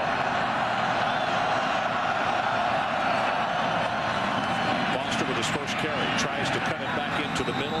He'll go for maybe 1, and that's about it. And I think a lot of people, Ron, might say, well, okay, Eric Ainge, who was the leading passer in the SEC, is not playing. But listen, Crompton's had nowhere to go with the ball. The coverage has been so tight and so physical that even a healthy Eric Ainge, I don't know if the numbers would be that much better, because the receivers have just been taken out of this ball game by the press coverage of Arkansas. 2nd down and 10. Intercepted. Woods inside the 20. He's down to the 16. And it's Ernest Mitchell who forced the quick pass. Yeah, Mitchell was right down around the legs of Crompton and hit him right as he went to throw it. And Kevin Woods, who's filling in for the injured Michael Grant, who blew out his knee last week. Mitchell, way to finish it. Foster went to cut block him, and Mitchell just continued to don't go down. Work your hands on the ground so you don't go down, and that ball got away from Crompton as he was hit. And Woods, a former special teamer in there because of Michael Grant, gets the gift. So a youngster who was playing, replacing an outstanding player in Michael Grant, who was gone with an injury, and I'm not sure he's not going to be back, is he? No, he totally blew it out. He landed funny. It was just an awful injury last week against USC. So first down at the Tennessee 16, and in the I formation, McFadden has 5, 6, and maybe 7 yards, and Brian Kenny will check with you again. Well, Ron, 3 of the BCS top 8 this week have lost: Louisville, Auburn, and Cal. How about Texas? Here, Leon Patton, 8-yard touchdown run, 21-14 K-State leading Texas. Colt McCoy not playing. Quarterback knocked woozy early. Ron. Okay, so the Texas Longhorns on the ropes. And you've got to start thinking of Arkansas as a legitimate team in those one-loss teams, Ron. I think they've been getting jobbed a little bit in the polls. Number 11 in both human polls. I think you got to start thinking about them in that mix. Here's McFadden straight ahead. He'll take it for a couple. Not enough for the first down. And as we take a look at the BCS... Well, there's a bunch of teams going down. We know we're going to have a loser at the top next week. Louisville went down. Florida struggled against South Carolina today. Texas struggling against Kent State. Auburn already down. USC's playing against Oregon tonight. Cal went down. I think Notre Dame's going to lose again. And I think Arkansas is just flat better than West Virginia. So I think they'll end up ahead of them when all things are said and done. Third down.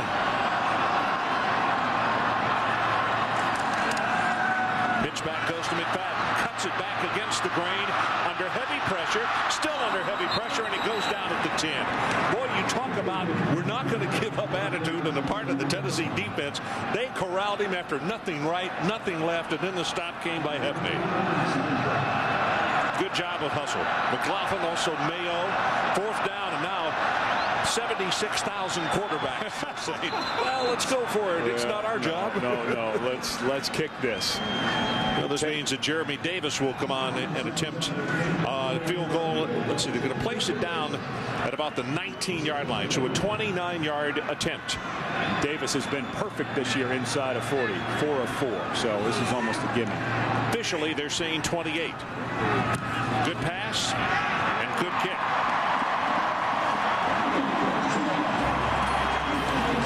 So we'll take a timeout. Our new score, Arkansas 31, Tennessee 7. We'll be right back. Well, Dixon Street, all of the hangouts in downtown have been aglow and filled with people. They have had great anticipation for this one here tonight.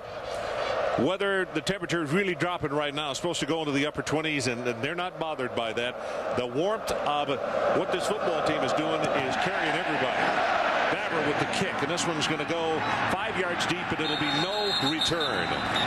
And Dr. Jerry Punch, let's check in with you again. Guys, in the Razorbacks locker room at halftime, you would have thought they were down by 21 as opposed to up by 21. That guy right there, Reggie Herring, was jumping around, barking, chewing people. He's fun to watch. It's got to be fun to play for, but he was concerned because some of his guys were allowing receivers to get off press coverage and man coverage, and concerned about some of the safety play. He was all over those guys at halftime. In fact, they were up by 21 points. What a fun guy to be around. Down Tennessee from the 20-yard line. See if they can get some offense going right here.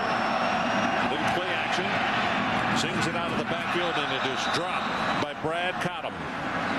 You know, it's funny, Ron, because Houston Nutt actually first met Reggie Herring back in 1981.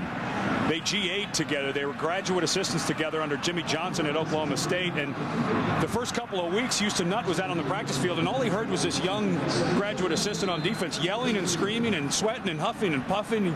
And Houston actually thought, well, if I'm going to be a coach, I might have to start yelling a little more. And as he got to know Reggie, he said, well, no, that's just Reggie. I'll leave the yelling to him. I'll be a little more calm, cool, and polite. See the difference? Coach Nutt still has his hair. That's what did it. Hit in the backfield. Wow. Great penetration. Coker had no place to go. Robinson right there to make the hit on him. I'm sorry, it was Hardesty. Number 2 rather than 22.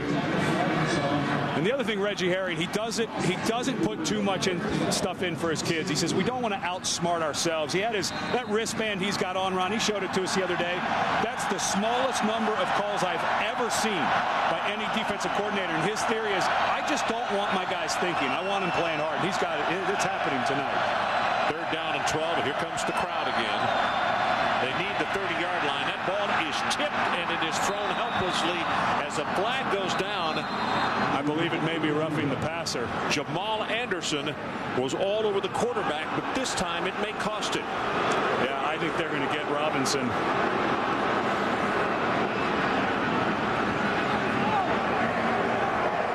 Roughing the passer, 92 of the defense, to the head, 15-yard penalty, first down. Check that. It was Robinson who had him wrapped up, but they're going to get Anderson because of, let's see if he goes to the head. Oh, Ron, he hit his arm and his shoulder. You know, listen, I know they want to protect quarterbacks, but when a defender is going in trying to bat a pass down and doesn't even hit the head, I don't think you should make the call. I understand why the rule's in. It's for safety, but that's a hustle play, and he didn't even make contact with the quarterback's head. Well, you could see the reaction. Now the crowd, 76,000, judging, and you can tell what they think. Minus a few Tennessee fans who are in here, journeyed down from the Volunteer State. 15 yards stepped off in the new line of scrimmage to 33. Swings it out in the backfield. Complete to Hardesty. Hit and knocked down for a 3-yard loss. Anderson, the first man. Elijah Butu was the second man to get there. And it is a very tough night. Well, boy, how high is Arkansas? Listen, we're still in the throes of the 2006 season, but how high is this team going to be ranked going into the preseason next year, Ron? This defensive line, only one senior in Keith Jackson, and Jamal Anderson. He's going to be an all-SEC, and he's going to have to start being thought about as a first-team All-American in my book. Under 8 minutes to play in our ball game. Compton sets to throw. Over the middle, got it complete, and that is to Smith. And now they say did not catch the ball, that it hit the ground. So it'll be third down at about 13 yards for the first down. David Cutcliffe has tried to work his magic tonight, but the point that Ed has made several times this evening, not sure it would have mattered who was quarterback. Yep, that's a very good call right there. Well, but it hit him right. I mean, he's got to run through that But ball. it's a thing that, they have just had not enough time to do a whole heck of a lot of anything. Everybody has had to rush, or they thought they'd had to. Third down. They need the 43.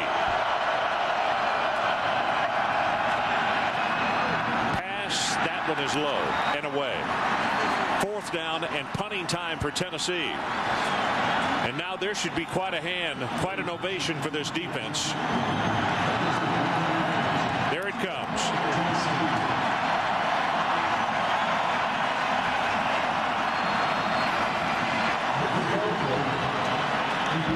Fish is the deep man, number 7.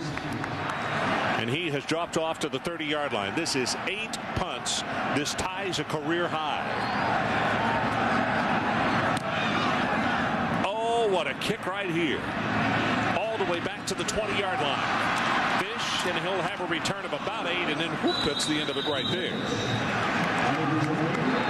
49 yards on the kick and 8 on the return.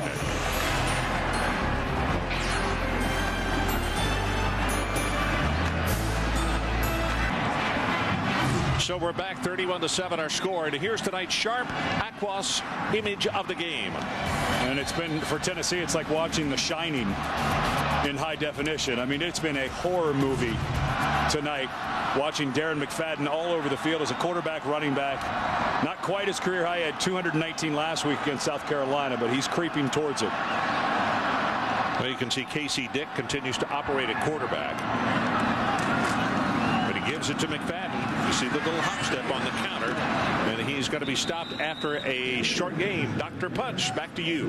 Well, Ron, Darren McFadden is so popular with the players and coaches because of his sense of humor. He's a fun-loving and funny guy, almost the unofficial team clown. In fact, last week on Halloween, he dressed up as a clown and wore this outfit all day to class, all over campus. That is Darren McFadden, folks, on Halloween in his official clown costume here as a part of the Razorbacks. What a great kid. And the other reason that the players and coaches love him so much, Houston Nutt said, and Houston Nutt was at Oklahoma State when Barry Sims was there, said not quite as tough as Barry Sims was, but Barry Sanders, apologize. Not quite as tough, but right behind Sanders in toughness, and that's a pretty good compliment. Flag comes down. Murphy was the intended receiver, and they may have called pass interference on Demetrius Morley.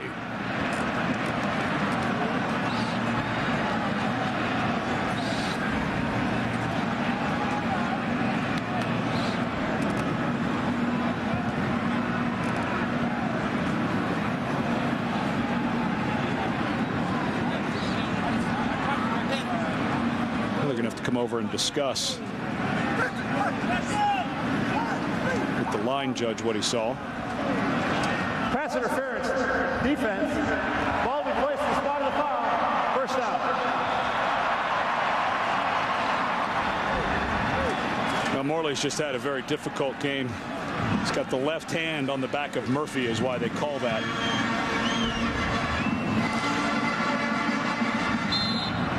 Not a loss of very much, but it's another first down. Ball is placed down at the spot of the foul, so it is at the 31-yard line. Great view of Razorback Stadium, and with this ball game at 31-7, trust me, nobody has left here. They're enjoying every second of this one. 6.5 minutes left to play. Hit from behind. behind, and knocked down is Jones. And Brian Kenny, let's check with you. Ron, another ranked team in danger here. Oklahoma trailing Texas Tech, but there's Chris Brown. Will not go down and cuts back in. 40 yards for the touchdown run. It's 27-24. Tech, though, driving and getting close, Ron. Wow. Sooners, 27-24. What an excellent job by Bob Stoops and his staff.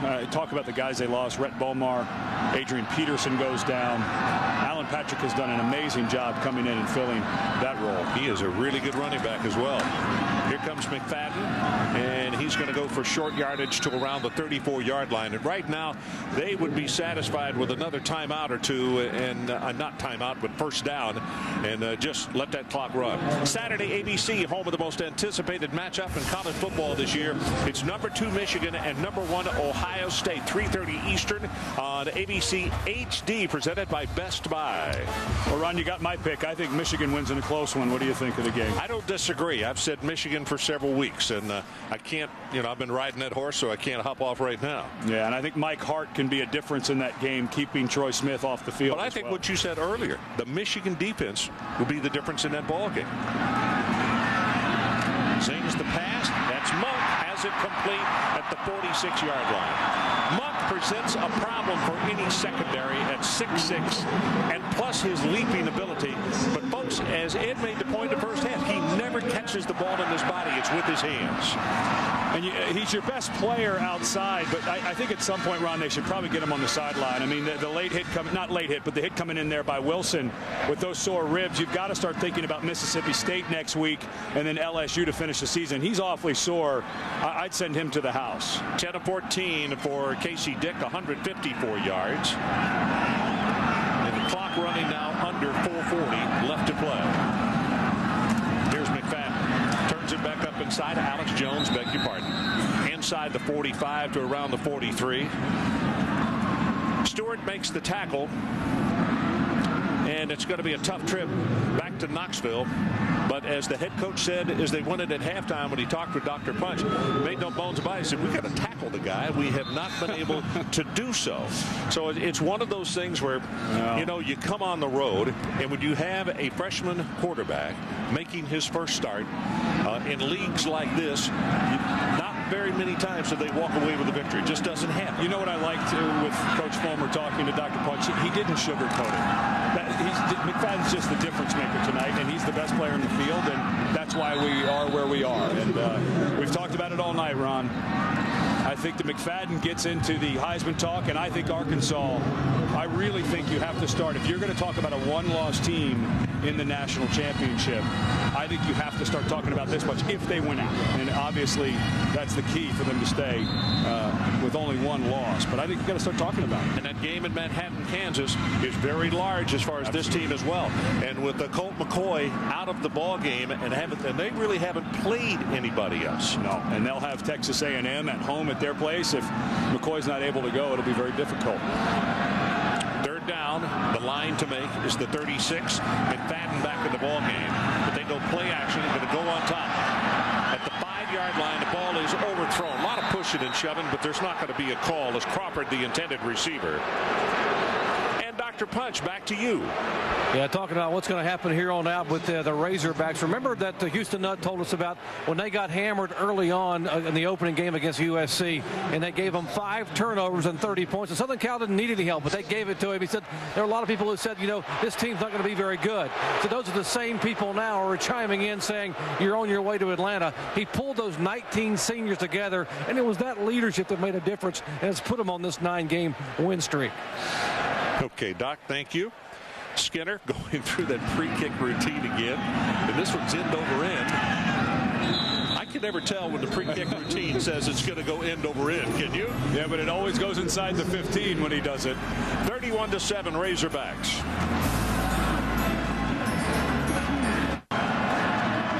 So we are back, and Tennessee comes to the line of scrimmage quickly. Hardesty at tailback. And they give it to him, and he will go for, he's still on his feet, close to 10 yards. And let's check in with Brian Kenny. Ron, Let's just quickly look at the other games on the ESPN family of networks. LSU still leading Alabama within a touchdown, though, over on ESPN.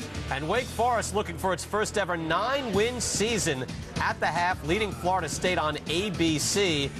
Looking for their first win in Tallahassee since the 50s, Ron. Wow. That Wake Forest team, we've done them twice this year. They're not just impressive, and they're not doing with smoke and mirrors. They're a good football team. Straight ahead with the running play here. Hewitt makes the stop on Hardesty, but he came bursting through, and Tennessee with an injured player down back at the 15-yard line. That looks like Eric Young, but he is back up, and it's going to come to the huddle. And Ron, every single TV that is attached in the parking lot will be turned to ESPN to watch the end of that LSU-Alabama. With this win tonight, if LSU loses to Alabama, the ticket is punched. Arkansas is going to Atlanta, and after a 5-6 and 4-7 season, what an amazing turnaround by Houston Nutt after 2 very difficult years. Well, they roll it out, throw the pass complete to Meacham, and Meacham steps out of bounds at the 42-yard line and delivered a pretty good lick on Kevin Woods at the same time. Well, and not only will they punch their ticket to the SEC championship game, but I think that Arkansas has a very legitimate chance to get into the argument of who should be in the national championship. If they win out, they'll have huge wins against Tennessee, LSU, and then, of course, Florida, who they hope to only have 1 loss. The computers will love them by the end. The pollsters will finally wake up and say, yeah, this is pretty good. And as we've already started to see, Ron, 1-loss teams, they will lose and start to fall behind them. Play action here, good protection. Far sideline, this one's overthrown. Closest man to it actually was number 3, Kevin Woods. And that stops the clock. 1:09 to play. And what I mean by the pollsters will wake up and finally give them credit. Can you believe that the Harris Interactive and the USA Today, the 2 human polls that are factored in the BCS, had Auburn at number 5 and Arkansas at number 11. And Arkansas went on the road, rushed for over 300 yards, and won 27-10 at Auburn. It's just sometimes mind-boggling how those things are factored. Darn hard to figure. Yes, it is.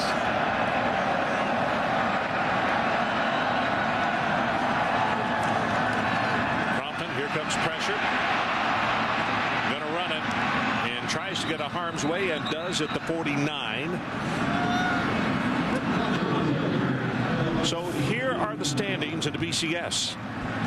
Ohio State and Michigan, they meet next Saturday. And Texas is struggling right now against Kansas State with Colt McCoy out. And like I said, listen, it's very important for this conference. Florida had a tough one today against USC. They play Western Carolina, but then they play Florida State, Ron. And Florida State has the athletes to beat Florida. So this conference really wanting to try to get 2 one-loss teams in a championship game to have a chance for the national title. Over the middle, got that one complete, and there's Meacham again. Let me say this as they're moving the sticks. Wake Forest leading 20-0 over Florida State in Tallahassee. They've never come close to winning there. My vote, and I mean, I hope everybody else would. Jim Grove has got to be the national coach of the year. I'm sorry.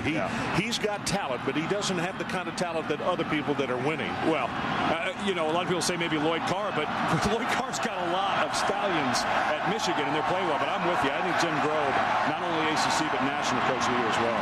Pass over the middle, got him open at the 15-yard line. And this is Brett Smith, and he is going to score the 5 and touchdown into the end zone. 30 seconds showing on the clock. And check to see if Reggie Herring's okay, because they've been fighting so hard, and coaches always talk about, oh, we don't worry about the stats. Well, Reggie Herring didn't want a touchdown put on his defense. No. But don't listen. They've played lights out. Look how upset he's up there talking. He's yelling at the guys upstairs. Who missed the tackle? Where's my safety? They're going to go for 2 points right here. But Coach Fulmer will say, nope, they're going to kick it. I beg your pardon. Will Hoyt will boot it away.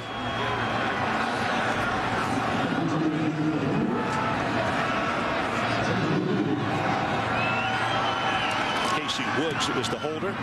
Ball is down and the kick is up and good. Casey, a wide receiver, and you don't always see that, but Will Hoyt selected him. They have been friends. He said his dad is a coach. He keeps me very calm, and he said, in fact, I like having him around, unlike what most kickers like to have happen under pressure situations. Well, Will Hoyt, who is about to get a master's in sports psychology, knows what it's like, knows what it means to have a calming force out there, especially when he has to kick game winners like he did against Florida a couple of years ago. So the Tennessee coaching staff will tell their guys, hey, we just got it handed to us tonight, but you had the courage to stick with it and come back and score on that last drive. And you have to think also, Ron, they had such a difficult loss. Tennessee had such a difficult loss at home against Florida. They bounced right back. Then last week they had such a difficult loss at home against LSU. And Coach Fulmer was very honest with us on the phone. He said, boy, our guys didn't look very good at practice yesterday. And so I think some of those difficult losses starting to add up. And when you come in and see a guy like Darren McFadden, who has now become such a dynamic force for this offense. Well, the noise is really coming up now. Arkansas has never opened 6-0, not in conference play. They've hit a roadblock someplace along the way. Well, that reality is about to set in. 30 seconds, 30 ticks left on the clock.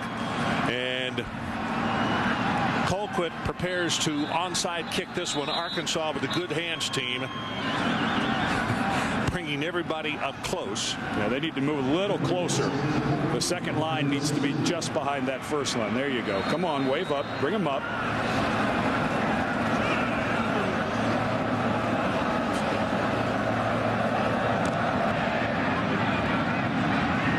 Tennessee made the recovery. And a reminder, next Saturday, number 2 Michigan takes on number 1 Ohio State.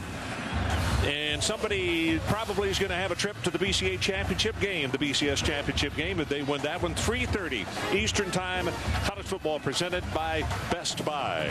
Well, we've been talking about Darren McFadden as a Heisman candidate, but right now, the man who's leading the polls at the midterm election polls is Troy Smith. I think he's going to have tough sledding against Michigan, but he was awfully poised. The biggest game of the year up until the one coming against Michigan was at Texas, and he looked great. So who knows? At home, he may be very poor. A Texas loss tonight would not help Ohio State, though. This pass thrown complete at the 40. Quickly out of bounds is Brett Smith, and that'll stop the clock with 16 seconds left. Well, the Arkansas fans booing, but you've got a young quarterback, Ron, and you want to see him do this type of stuff. I just think they should have been doing it from about midway through the third quarter. Well, things are a little different right now, though. We're not talking about the same intensity or the same personnel necessarily on the field either. But the point is, Tennessee's doing it.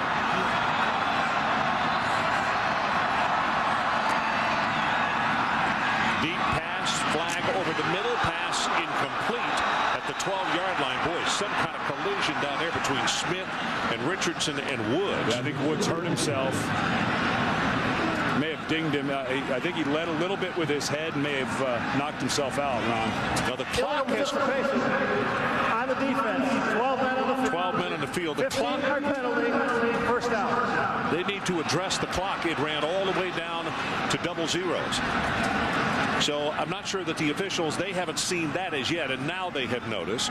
And they'll have to go back and probably take a look at the play and see how much should have run off. To 12 seconds. There you go. Okay, they'll set it back at 12 seconds. And Woods, complete helmet-to-helmet hit.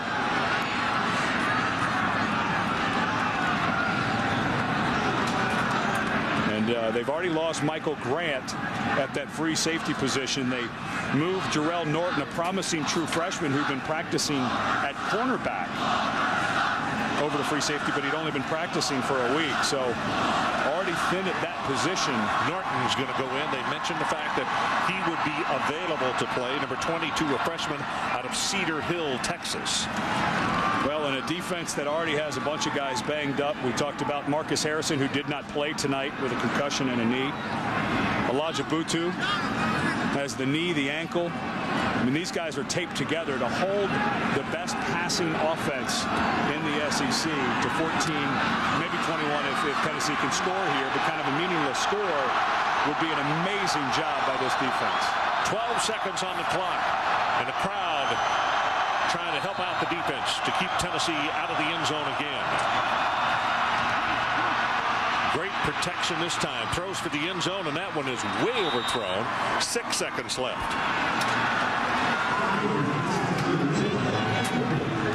And this is David Cutcliffe wanting to see his young quarterback in this situation. You just want to see, if the score was 21-14, how would he handle himself? Yeah. And it is a little different. You mentioned a little different intensity, of course, but trust me, Arkansas doesn't want to let it score. So this is good work for a young quarterback. Here comes the crowd again, and they know this probably, unless we have a penalty, is going to be the final play of the ball game. Over the middle, the ball, the receiver fell down at the 10-yard line. One tick. That's all they have to run off the clock. That's Briscoe, the intended receiver. And Coach Nutt is going to realize something that no Arkansas team has done, and that is start off the season in the SEC at 6-0. And how proud is he after such 2 difficult years? They had the dark cloud of sanctions hanging over their head for 4 years. It took 4 years to decide what to do. People negative recruited against them. 19 seniors rallied together after the loss to SC and have put themselves in position to go to the SEC championship game. Throws this one, just throws it away. This one's in the record books. The Arkansas Razorbacks 1 step closer to Atlanta. Crowd standing and cheering as they have just won a decisive victory over the University of Tennessee. And I mean, they did it in a commanding fashion, 31-14. So the final score is Arkansas 31, Tennessee 14. Next on ESPN2, it's NHRA qualifying. For more on this game, we'll be on ESPN News in just a moment to wrap things up. This has been a presentation of ESPN, the worldwide leader in sports. Now, along with Ed Cunningham and Jerry Punch, I'm Ron Franklin. Thanks for watching. Now, here is the NHRA qualifying from Pomona, California.